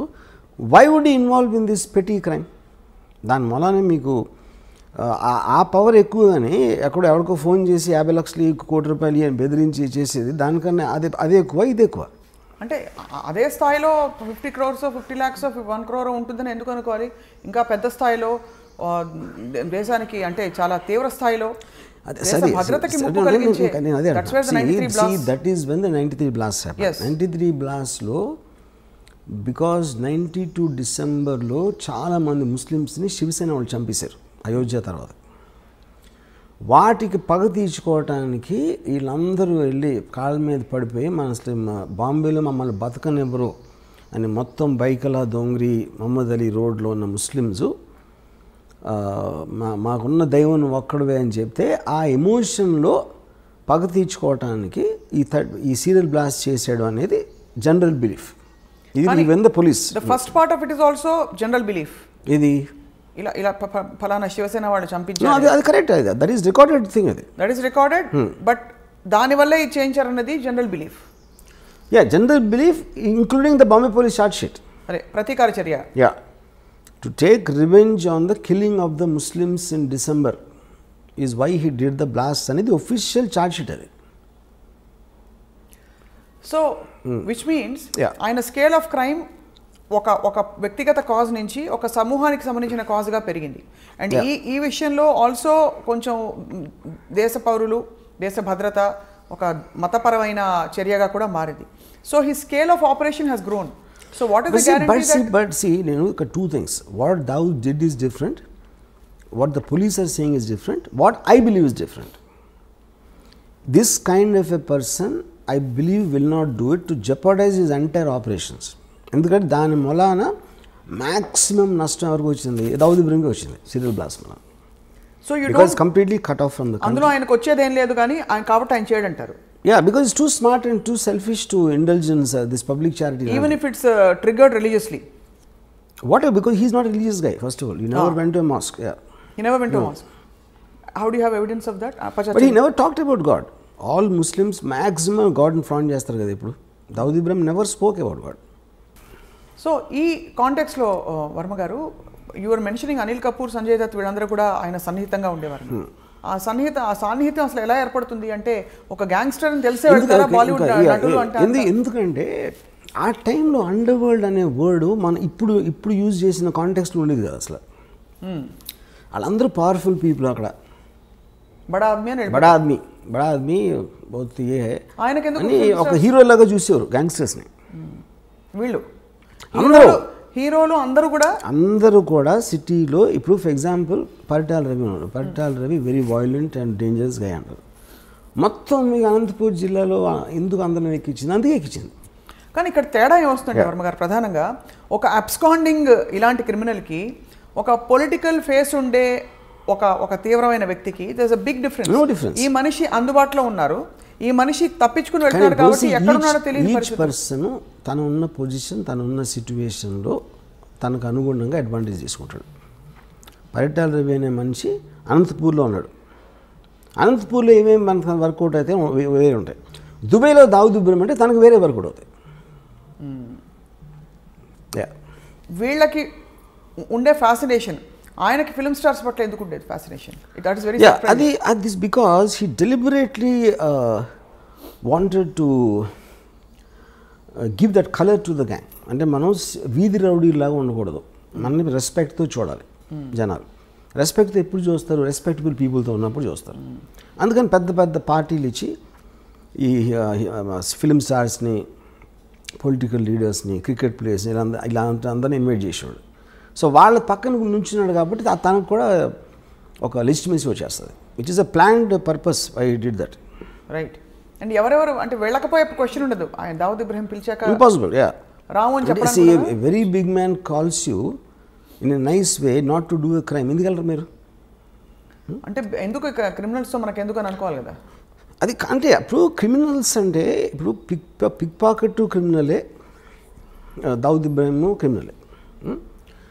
కానీ తనకున్న ఇమేజు ఇప్పుడు ఎవ్రీబడి వాంట్స్ పవర్ఫుల్ ఫ్రెండ్స్. ఫలానా ఒకటి తెలిస్తే ఎప్పుడైనా మనకు పనికొస్తాడు. ఎప్పుడైనా మనం ఏం చేయట్లేదు, మనం క్రైమ్ చేయట్లా. రైట్. కానీ పవర్ఫుల్ పీపుల్ తెలియటంలో తప్పే ఉంది అని ఒక అట్రాక్షన్ అందరికీ ఉంటుంది. ఎప్పుడది పోయింది? 90 బ్లాస్ట్ తర్వాత పోయింది. Because that was murder of public innocent people. That was a terror incident. That is when everybody cut of their links with Dawood Ibrahim, which is the reason తను చాలా ఎఫెక్టెడ్ దానికి. అందుకే అలా ఎఫెక్ట్ అతను ముందే తెలుసు కాబట్టి అతను చేసి ఉన్నాడని నా బిలీఫ్. మీ సినిమాలో ఈ ఆస్పెక్ట్స్ అన్ని అడ్రస్ అవుతారా, చేస్తారా అసలు? Of course. అంటే ది 93 బ్లాస్ట్ ఆల్సో ఇవన్నీ they are going to be part of everything. Yeah, yes. And అది సీరియస్లో ఉండదు, సినిమాలో ఉండదు. సినిమాలో 1982-82 మధ్యలో ఉంటుంది స్టోరీ. సో ఎమర్జెన్స్ వరకు మీ సినిమా. యా. ఆ తర్వాత జరిగిన కార్యకలాపాలు అన్ని సిరీస్, అవన్నీ సిరీస్లో ఉండబోతున్నాయి. So how are you going to, అంటే ఇప్పుడు ఎంత మీరు నార్కోస్ లాంటివి చూసినా ఇది ఒక రియల్ లైఫ్ సంఘటన, అందులో మన దేశానికి సంబంధించిన సంఘటన. సరే మీరు దేశభక్తి ఉందే లేదు అని చెప్పినా కూడా ఎక్కడో అక్కడ మీకు కొంచెం ఉంటుంది కదా, అంటే ఒక విధమైన concern. How are you going to justify making series on this? I am not telling first of all justifying that Dawood Ibrahim is good for the country or bad for the country. జరిగిన చూపెడతాను. Then it's up to the people. ఇప్పుడు నేను మన దేశానికి స్వాతంత్రం తెచ్చింది దావుద్ ఇబ్రాహిం చెప్పట్లేదు కదా నేను. What exactly he's I'm showing that. Right. It like a documentation of a story that shook up the entire country at one point of time.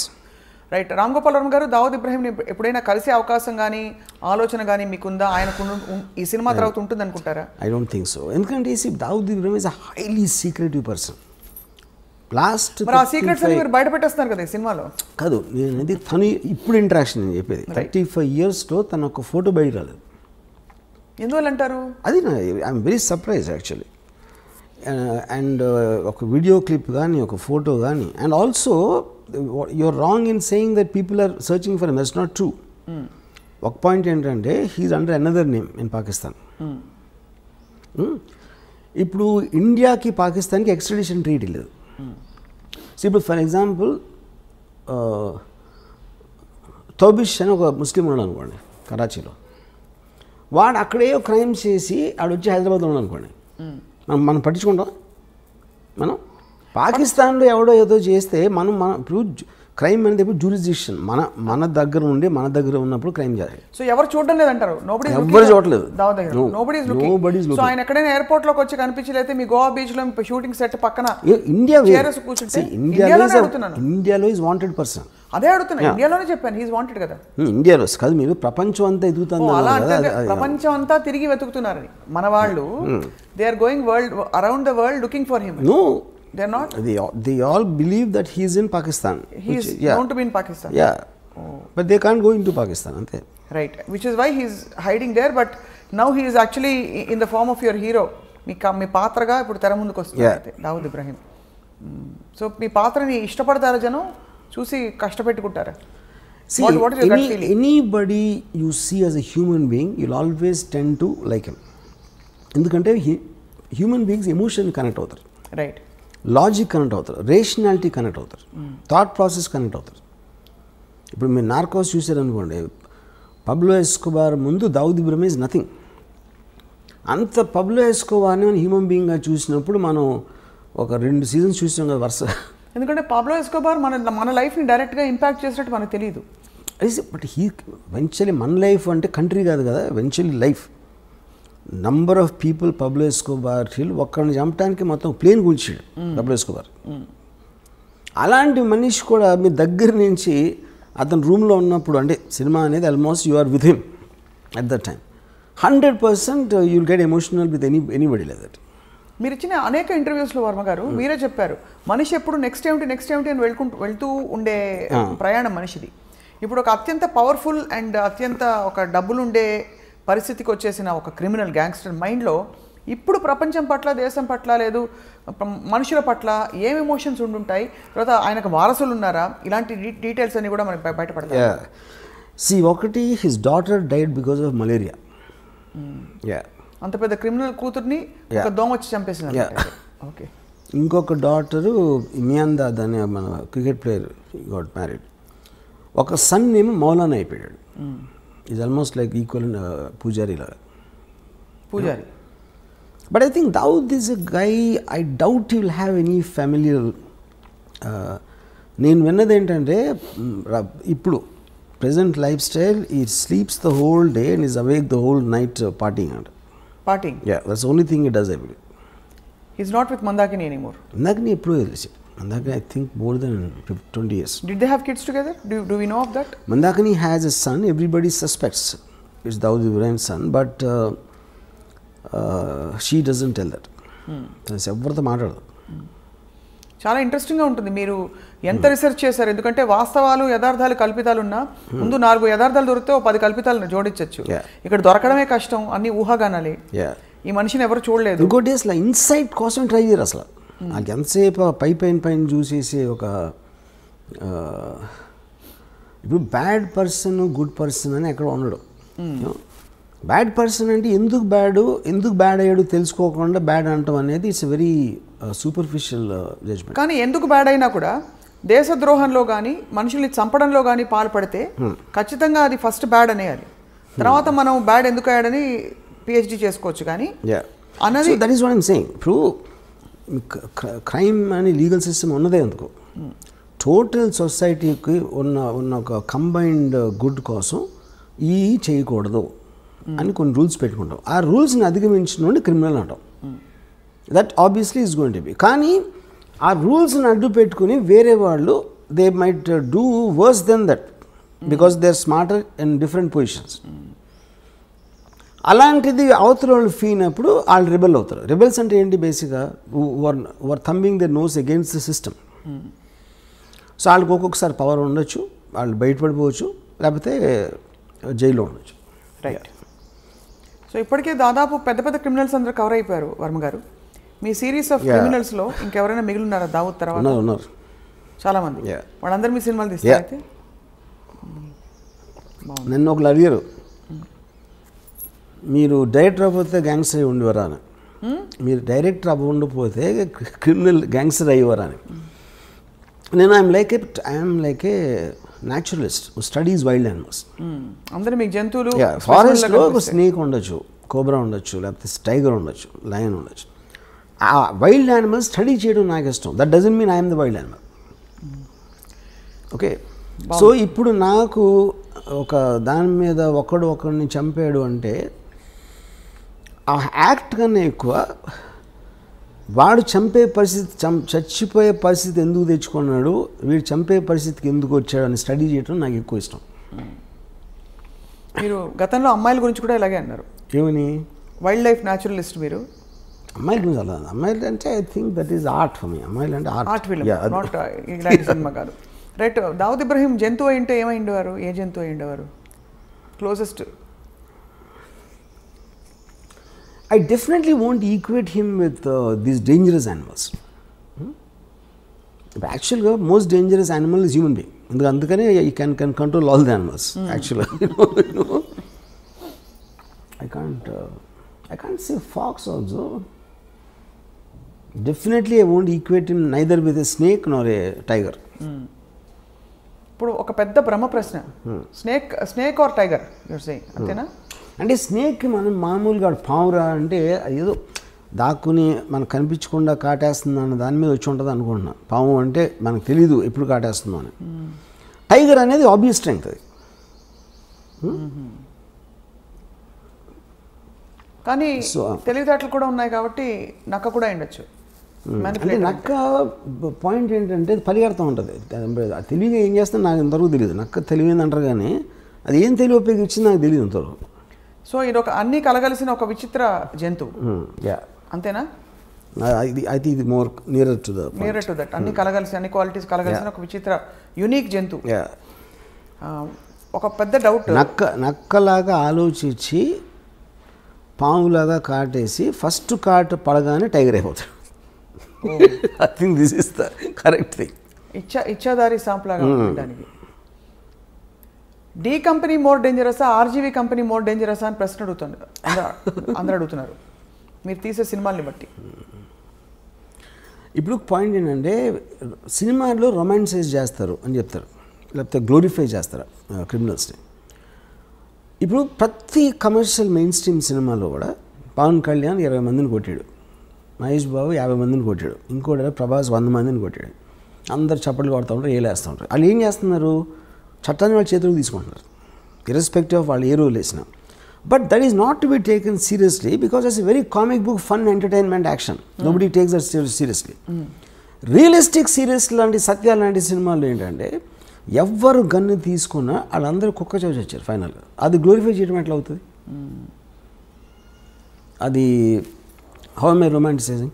They all look very అంటే మామూలు మనుషులాగా చూపెడుతున్నాను. You are connecting to them, not getting inspired by them. Okay, so this is a connection, not an inspiration. Clearly you are connecting to all these people, all your gangsters. You understand, and you will understand. And ఇప్పుడు ఇందాక నేను concentration example అది చెప్పాను, right? అలాంటి పరిస్థితుల్లో మీరు గార్డ్గా ఉన్నా మీరు ఏం చేస్తారు? అది point. Do you expect any resistance or political, flurries on this film? I don't think so, because see, we It's make outdated? film on all lots of criminals. మీరు బుక్కులు రాస్తున్నారు, లేకపోతే డాక్యుమెంటరీస్ చేస్తున్నారు, ఎవరు సినిమా తీస్తున్నారు, ఏంటి difference?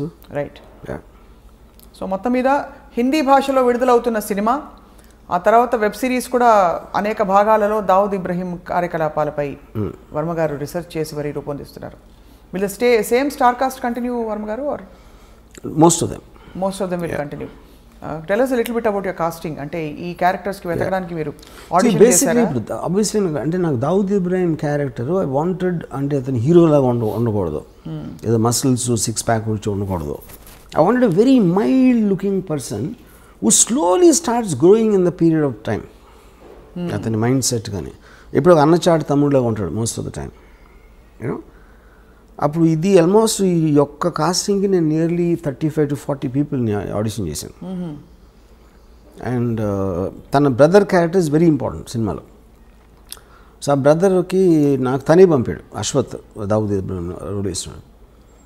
So look for this actor అంటే భలే ఉన్నాడు, ఎవరైతే అంటే నా తమ్ముడు ఉన్నాడు. In real life also their brothers. Yeah. But ఈ ఎమర్జెన్సీ సినిమాలో మరి ప్రేమాయణాలు అవి ఉండవు, అయితే ఉండొచ్చు, ఉన్నాయి కానీ very limited time. What is the focus? అంటే ultimately D company the movie that is going to release, దాని ద్వారా ఏం చెప్పదలుచుకున్నారు మీరు to the world? What is the one story your narrating? I think ఇప్పుడు ఫిల్మ్ అనేది ప్రైమర్లీ, ఇప్పుడు నేను శివ తీసినప్పుడు ఏం చెప్పదలుచుకోవాలా, సత్య తీసినప్పుడు ఏం చెప్పదలుచుకోవాలి, ఏ సినిమా అయినా, it is something, storytelling is to create an interesting feel to the listener. ఇదే cinema it might be, it's a completely fictional. ఇప్పుడు గాడ్ ఫాదర్ ఉంది, Godfather is based on Al Capone. Right. Al Capone ఎవరైతే నాకు తెలియదు, God father చూసినప్పుడు ఆ సినిమాగానే చూసాం. అమెరికాలో తెలుసు అల్ కపోన్ ఎవరు, you know. So this film might be seen by a generation who never heard of Dawood Ibrahim. So they look at it like a story. So ఇప్పుడు మీరు స్టార్ట్ అయినప్పటి నుంచి మీకు ఒక క్యారెక్టర్స్తో జర్నీ చేస్తున్నారు. Whatever you feel will feel, అంతే. Right. So wait చేస్తున్నాం Varma garu. Let's watch how D company is going to, I won't say entertain, more like enlighten viewers about, అంటే ఇలాంటి ఒక మాఫియా, ఒక గ్యాంగ్స్టర్, ఒక అండర్ వరల్డ్ ఉండిందని చెప్పి. ఇప్పుడు కూడా అండర్ వరల్డ్ జాడలు ఎక్కడైనా కనిపిస్తాయి Varma garu? We don't know. ఇప్పుడు అండర్ వరల్డ్ ఏంటంటే there are things, underworld dormant ఉంటుంది, లేకపోతే ఆపరేషన్. డార్మెంట్ అంటే మీరు ఏం చేయకపోతే డార్మెంట్, అది అప్పుడు లేదని చెప్పినాం ఉంది. ఇప్పుడు ఫర్ ఎగ్జాంపుల్ 97-2005లో కోట్లు అడిగారు, 5 కోట్లు 4 కోట్లు ఎక్స్ట్రాక్షన్. ఇప్పుడు 10 లక్షలు 20 లక్షలు అడుగుతారు. సో 10 లక్షలు 20 లక్షలు అడిగినప్పుడు ఏదో సెటిల్ చేసి ఒక 5-10 ఇచ్చేస్తారు. ఎందుకంటే 5-10 కోసం మళ్ళీ మనం పోలీస్ కంప్లైంట్ ఇచ్చి ఇది అది చేయాలి, ఆ తలనొప్పులు ఎందుకు రాని, అప్పుడు ఆ విషయాలు బయటికి రావు. ఆ బయటికి రానప్పుడు మనకి అండర్ వరల్డ్ లేదనిపిస్తుంది. అదొక పాయింట్. రెండోది, ఎప్పుడైతే మీకు సొసైటీ అడ్వాన్స్మెంట్ పెరిగిన కొద్దీ ఆటోమేటిక్గా ఆర్గనైజ్డ్ క్రిమినల్ సిండికేట్స్ పనిచేయవు. ఇప్పుడు 1920sలో ప్రొహిబిషన్ టైంలో వచ్చింది అమెరికాలో మాఫియా. ఆల్మోస్ట్ 1970కి అయిపోయింది. 1970 నుంచి అమెరికాలో మాఫియా అనేది లేదు అసలు. సేమ్ థింగ్ ఇండియాలో 90s తర్వాత ఇంతవరకు కొత్త గ్యాంగ్స్టర్ అనేవాడు రాలేదు. ఆవిడ 1995 ముందు వరకు వచ్చారు, కానీ 95 తర్వాత లాస్ట్ 20 yearsలో you not seen. But what is the reason? Police వ్యవస్థ ఇంకొంచెం పటిష్టమైంది. yes, of course, 100%. అంటే ఇంకోటి, మీకు బ్రాండ్ నేమ్ రావడం కష్టం. ఇప్పుడు బ్రాండ్ నేమ్ ఇండిపెండెంట్గా పేరు లేకుండా ఆయన క్రైమ్ చేయొచ్చు, కానీ డీ కంపెనీ ఫలానా దావుద్ ఇబ్రాహిం, ఫలానా అబూ సలీం, ఫలానా చోటా షకీల్ అనేది, అది సేమ్ రీజన్. ఫ్యాక్షనిజం కూడా అంతరించిపోవడానికి అదే కారణం. As much as it's unrelated. నిన్న ఇక్కడ మేదీపట్నం దగ్గర జరిగిన హత్య చూసారా? నేను చూడలే. Brutal murder. 2 లాయర్లు ఒక 2 వారాల క్రితం మర్డర్ అయ్యారు. రోడ్డు మీద చూసారా? అవును. అంటే వన్ వండర్స్. ఇప్పుడు కూడా అదే సిమిలర్. ఒక పవర్ స్ట్రగుల్లో ఒక వ్యక్తి వచ్చి, అఫ్కోర్స్ అర్ధరాత్రి జరిగింది ఇది, ఇంకో వ్యక్తిని తలపై కటా కటా కటా కర్రేసి కొట్టేసి, అండ్ పొలిటికలీ కనెక్టెడ్ అని వినికిడి. వస్తే ఇంకా ఆఫ్ కోర్స్ ప్రాథమికంగా బయటపడుతున్న విషయాలు, బట్ జస్ట్ నాకు ఇంకోటి ఏంటంటే ఇప్పుడు లాస్ట్ ఫ్యూ ఇయర్స్లో ఈ రోడ్ల మీద చంపడం అనేది ఎన్నో సార్లు చూసాం, టూ మెనీ అయిపోయాయి. కానీ నా ఉద్దేశం అది ఎప్పుడు జరుగుతుంది, ఇప్పుడు సెల్ ఫోన్లు మనం తెలుస్తున్నాయి మనకి అని నా ఫీలింగ్. ఇంత దారుణంగా ఎప్పుడు జరిగాయి వర్మ గారు? రకరకాల సెల్ ఫోన్ వీడియోస్ వలన మనకు తెలుస్తుంది. యాక్చువల్గా ప్రతి ఓడి చేతిలో వీడియో తీసేసే పరికరం ఉండటం వలన ఈ బయటకు వస్తున్నాయి. అంతకుముందు ఇలాగే జరుగుతుంది, అది ఉండి ఇప్పుడు కొత్తగా రోడ్డు మీద చంపుదాం అని ఒక fresh batch of thinking, I doubt that is the point. చాలాసార్లు మర్డర్స్ ఎప్పుడు మీ దారిలో ఉన్నప్పుడు, ఎందుకంటే మీ ఇంట్లో ఉన్నప్పుడు ఎక్కడికి వెళ్తున్నప్పుడు కాకుండా ఈ రోడ్లో వస్తాడు అన్న ప్లానింగ్స్ చాలా ఎక్కువ ఉంటాయి. చాలా ఫ్యాక్షన్ మర్డర్స్ కూడా జరిగినాయి, అదే అండర్ వరల్డ్ కూడా అదే జరుగుతాయి. I think it is cell phones which are making us feel ఏదో ఈ మధ్యన స్టార్ట్ అయినాయి అన్నట్టు. రైట్. యా వర్మ గారు, మీరు పాడిన పాట మా కోసం బిఫోర్ వి వైండ్ అప్, చాలా ఫిలసాఫికల్ పాట, కత్తులతో సావాసం తర్వాత. हम आते हैं खाली हाथ, जाते हैं खाली हाथ. అది అంతే ఫిలసాఫికల్గా డీప్గా పాడారు.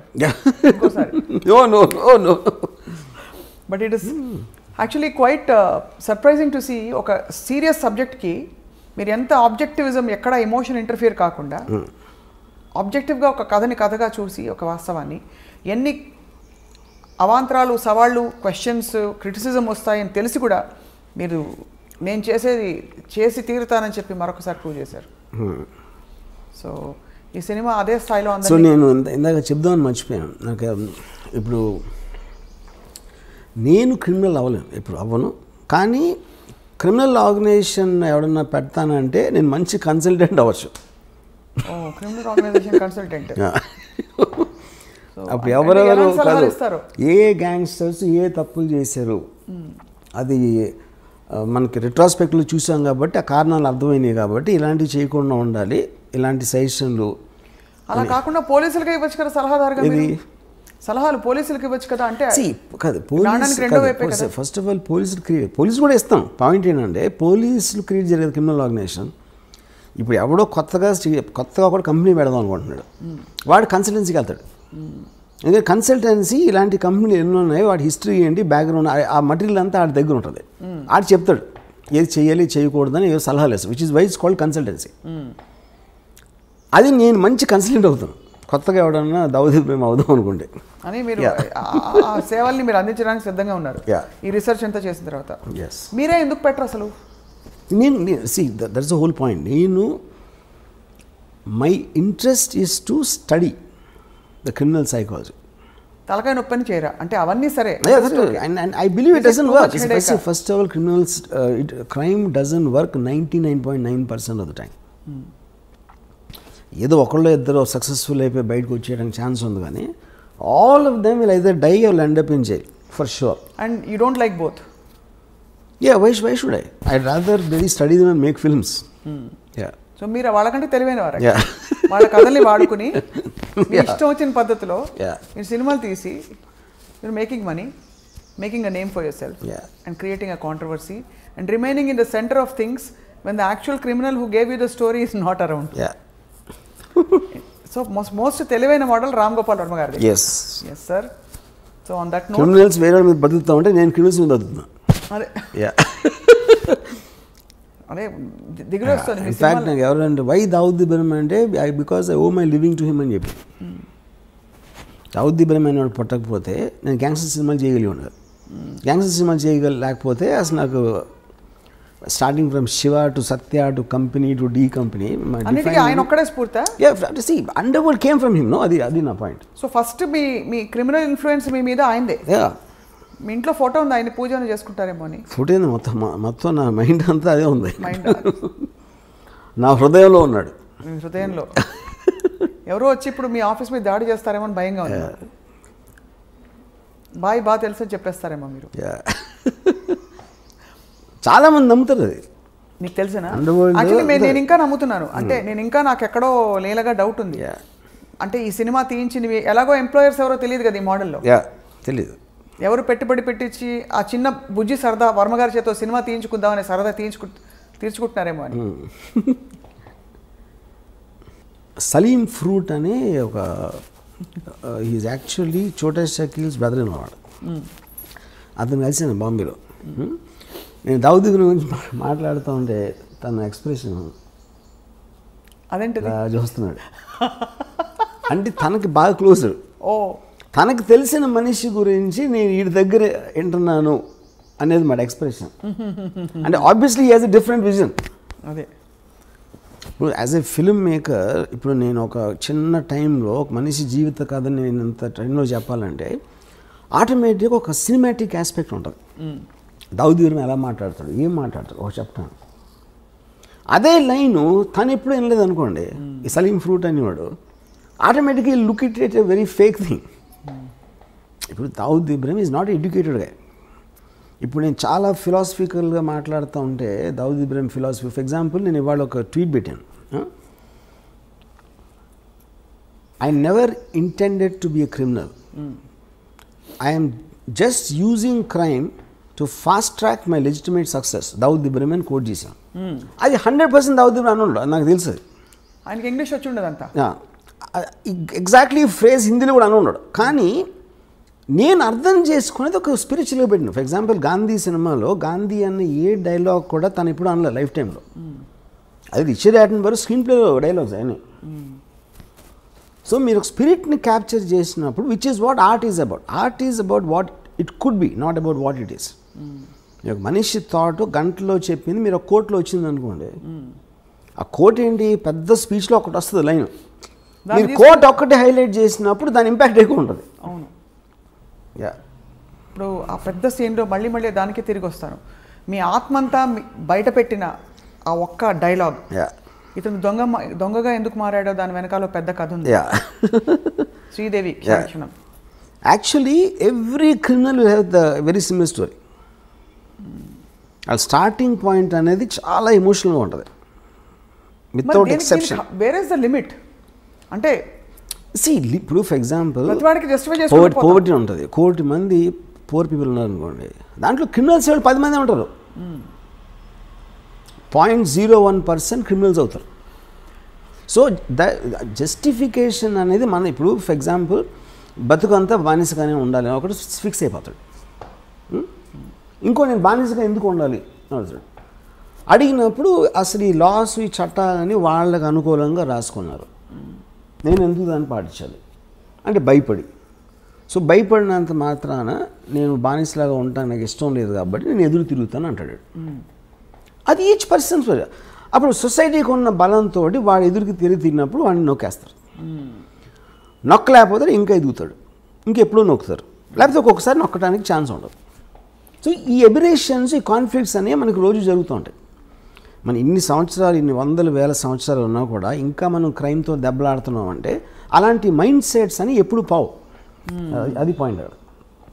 కానీ it also reflects on the system of law and order in the country. అంటే ఇలాంటి ఆఫ్ కోర్స్ మీకు ఎక్కడైనా ఫర్ ఎగ్జాంపుల్ మనకి 2010 వరకు the underworld was very very operative in India. 1970లో అమెరికాలో పోయిందని చెప్పి అన్నారు. So that absolutely depends upon the country's advancement. So ఇప్పుడు భారతదేశం అడ్వాన్స్డా కదా క్రైమ్ని కర్బ్ చేయడం? It might be far more better than Venezuela, maybe Pakistan, maybe some other country, but not as much as America. But actually objectively, what do you think of how we have curbed crime? See, every country is advancing rapidly.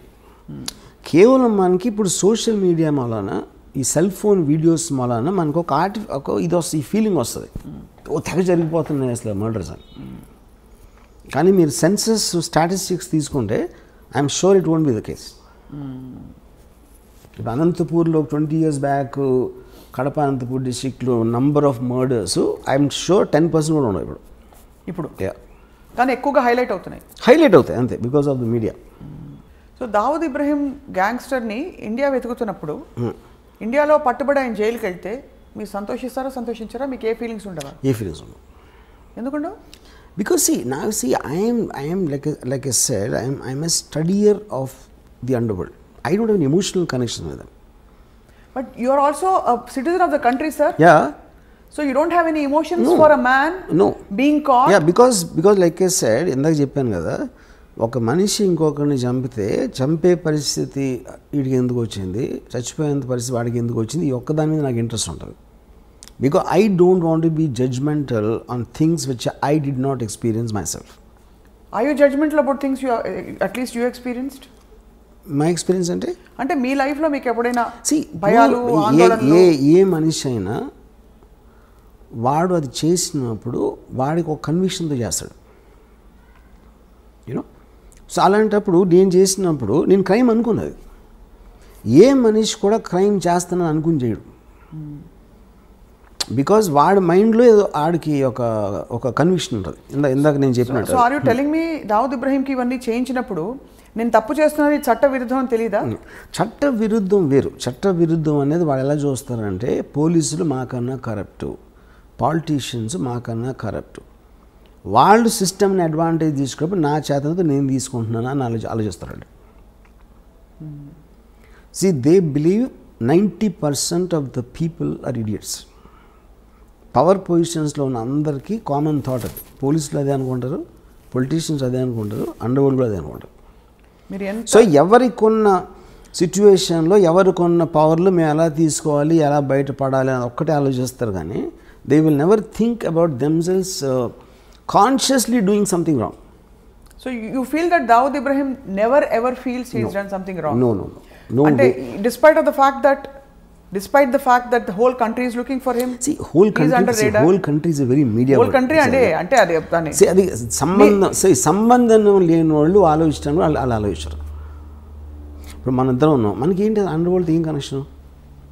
ఇప్పుడు ఈ కెమెరామెన్కి ఏం connection? Then he never touched any part of our life. Okay, so they don't care about us. వాళ్ళు డైరెక్ట్గా involve అయిన వాళ్ళు, అది police ఆఫీసర్లా, ఏదో బిజినెస్ మ్యానా, వాళ్ళ దాని మీద వాళ్ళ మనలాగే మీరు ఇంటికి వెళ్ళినప్పుడు మీ ఫ్యామిలీ, మీకు ఉన్న ఇమీడియట్ కలీగ్స్, వాళ్ళు తప్పిస్తే మిగతా ప్రపంచం, మిగతా హైదరాబాద్ సిటీకి మనకేం కనెక్షన్ అసలు? నిజంగా అంత డిటాచ్డ్గా, డిస్కనెక్టెడ్గా ఉంటారు. అందరూ ఉంటారు, వాళ్ళే కాదు. మనిషి అన్నవాడు ఎప్పుడు వాడి పరిధిలోంచి బయటికి వెళ్ళి వాళ్ళు ఏమనుకోండి, వాళ్ళ పరిధిలో ఉన్న వాళ్ళ గురించి ఆలోచిస్తారు మ్యాక్సిమం. అది అప్పర్ లిమిట్. సో ఈ బిఫోర్ అంటే వైండ్ అప్ చేసే మేము ఒక చిన్న ఎగ్జాంపుల్ చెప్తాను. చెప్పండి. చోటా రాజన్ ఒక మనిషి సౌత్య అని, అతను బాగా అంటే ప్రాటజీ అన్నమాట, ఆల్మోస్ట్ తమ్ముడిలాగా చూసుకుని ఒక పర్టిక్యులర్ స్టేజ్లో దావుద్ ఇబ్రహీంకి చోటా రాజన్కి గొడవ వచ్చినప్పుడు ఈ సౌత్య అనేవాడు రాజన్తో కలిసి చోటా రాజాని చంపడానికి ప్లాన్ చేసి, ఆ ప్లాన్ ఏమో వర్కౌట్ అవ్వలేదు. చోటా రాజాని పారిపోయిన తర్వాత ఇదంతా దుబాయ్లో జరిగింది. దుబాయ్లో చోటా రాజాని కోపంతో వాడు నేను తీసుకొచ్చి ఆయన అంత పొజిషన్ చేస్తే నన్ను చంపడానికి ట్రై చేసి దావుద్ భాయ్తో చేతులు కలుపుతాడు, ఆయన చంపి తీరాలి.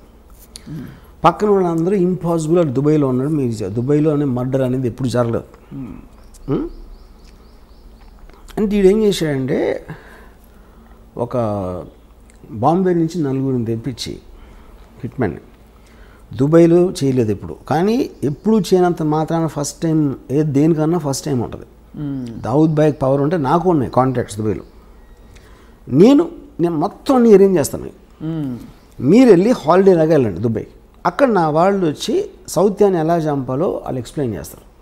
మీరు కన్విన్స్ అయితే చేయండి, చంపేసి మీరు తప్పించుకోగలుగుతామని కన్విన్స్ అయితే చేయండి నేను చూసిన ప్లాన్ తర్వాత. లేదా మీరు హాలిడే ఎంజాయ్ చేసుకుని వెళ్ళిపోండి. ఇప్పుడు ఇంత డబ్బులు ఇస్తున్నా ఆల్రెడీ, మీరు సక్సెస్ఫుల్ అయ్యారంటే దీనికి 10 ఇస్తాను. ఒకవేళ అక్కడికి వెళ్ళి మీరు కన్విన్స్ అవ్వకపోతే మీరు తప్పించుకోగలుగుతానని, అప్పుడు మీరు హాలిడే ఎంజాయ్ చేసి వెళ్ళిపోండి, మళ్ళీ బాంబే వెళ్ళిపోండి. వీళ్ళు సరే వెళ్ళారు, దుబాయ్ వెళ్ళారు. అక్కడ చోటరాజన్ మనుషులు వచ్చి వాళ్ళకి 5 స్టార్ హోటల్ పెట్టి అంతా చేసి, అక్కడి నుంచి ఒక సాయంత్రం జిమ్, ఒక మాల్ ఉంది, మాల్లో బయట ఒక జిమ్ ఉంది. సౌత్య రోజు అక్కడికి వస్తాడు. వీళ్ళు కార్లో కూర్చొని చూశారు, అక్కడ లోపలికి వెళ్ళాడు.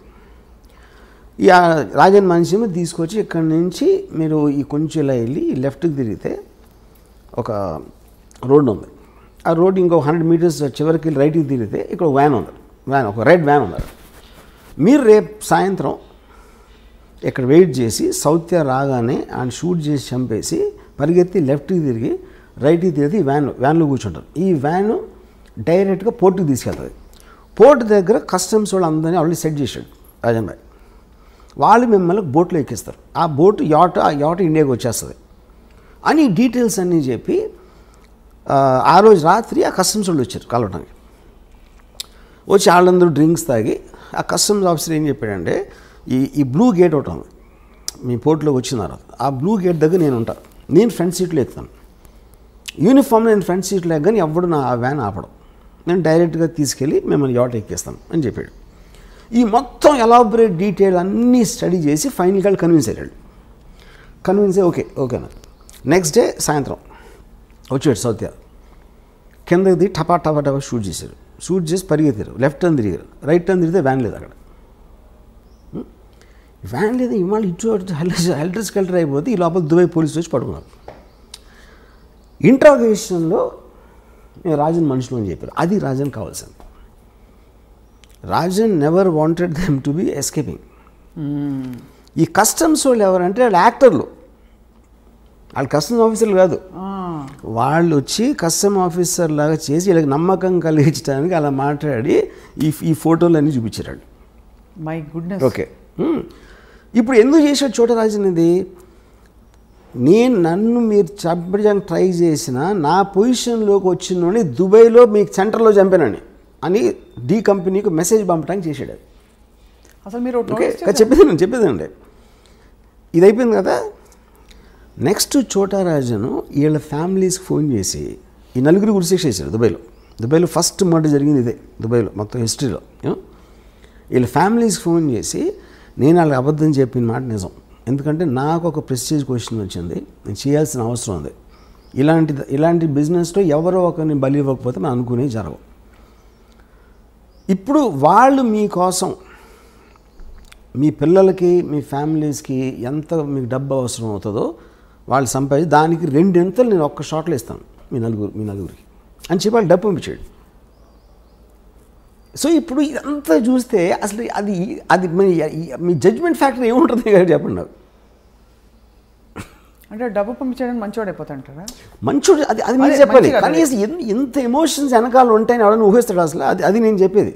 అది జస్టిఫికేషన్ కాదా నేను చెప్పట్లా. First of all their hit men ఎవరైతే వచ్చారో, డబ్బులు తీసుకుని చంపడానికి వచ్చే ఇలాంటి మనుషులు ఒక రకం, వాళ్ళకి ఫ్యామిలీస్ ఉండటం కూడా నిజమే, వాళ్ళకి పిల్లలు ఉండటం కూడా నిజమే, వాళ్ళు క్రైమ్లో లేరు, కానీ వాళ్ళ జీవనాలు వీళ్ళ మీద ఆధారపడి ఉన్నాయి.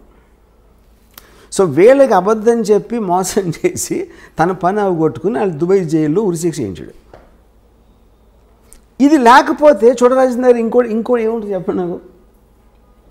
మీకు ఉన్న ఆప్షన్స్, మీకు ఒక ఆబ్జెక్టివ్ ఉంది, ఆ ఆబ్జెక్టివ్లో మీకున్న బెస్ట్ ఆప్షన్ మీరు ఎత్తుక్కుంటారు. దాంట్లో ఎవరో ఒకళ్ళు హర్ట్ అవుతారు, ఎవరో ఒకళ్ళు బలైపోతారు, which is called collateral damage. ఇప్పుడు హిట్లరు సెకండ్ వరల్డ్ వార్లో లండన్ మీద బాంబు చేశాడు. ఎందుకు చేశాడు? యూకే బ్రిటిష్ ట్రూప్స్ స్టార్ట్ అయినాయి. ఆ బ్రిటిష్ ట్రూప్స్ మూవ్మెంట్ స్లో చేసేయాలి, బార్డర్కి తొందరగా రాకుండా. అందుకని లండన్ మీద బాంబు చేసి జనాలు భయపడి అందరూ బయటకు వచ్చేసి రోడ్లు అన్ని బ్లాక్ చేసేస్తారని ఉద్దేశం అన్నమాట. ఇది వార్ స్ట్రాటజీ అంతే. దానికోసం మీరు ఇన్నోసెంట్ ప్రజల్ని చంపేస్తారని అదే పాయింట్ అక్కడ. ఇన్నోసెంట్ ప్రజలు అనేవాళ్ళు ఎప్పుడూ బలిపశువులు ఉంటారు, ఏ వార్లో అయినా ఎక్కడైనా సరే. అది 2020 అవ్వచ్చు, లేకపోతే 1720 అవ్వచ్చు. ఇది ఇంకా నేను మీకు ఉరికినాయి మన ఇంటర్వ్యూ కాబట్టి చాలా తక్కువ చెప్పాను. దీని యాక్చువల్ స్టోరీ చెప్తే కింద పడిపోతారు. ఇదంతా మీకు ఎవరు చెప్పారు?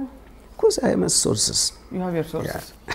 అంటే డైరెక్ట్గా చోటరాజనే పిలిచి కూర్చోబెట్టి మీకు కప్పు కాఫీ ఇచ్చి చెప్పినట్టుగా అంత వివరంగా చెప్పారు. దీన్ని బట్టి ఇంకో విషయం కూడా అర్థమవుతుంది, గ్యాంగ్స్టర్స్కి మంచి స్క్రీన్ ప్లే ఉందని.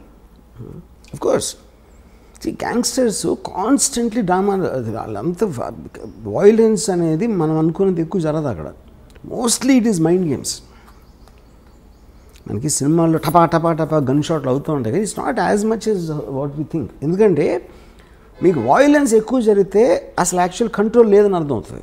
నిజంగా మీరు భయపడితే అండర్ వరల్డ్కి ఎవడో అసలు దాని నుంచి వాడికి దానికి ఎగెన్స్ట్కి వెళ్ళటానికి భయపడతారు. ఎగెన్స్ట్కి వెళ్ళటానికి లేనప్పుడు మీకు వాయిలెన్స్ ఉండదు అసలు. ఇలాంటి వ్యక్తులతో తీసిన సినిమాకి మీరు ఆతే హై కాలియాత్ జాతే హై కాలియాత్ అని ఫిలాసఫీ పెట్టేస్తారా? యా కరెక్టే కదా. ఫైనల్గా చోటరాజన్ జైల్లో ఉన్నాడు, వాళ్ళు పోయారు. ఆతే హై కాలియాత్ జాతే హై కాలియాత్ బీచ్ మే గన్ పకడ్తే హై అంతే.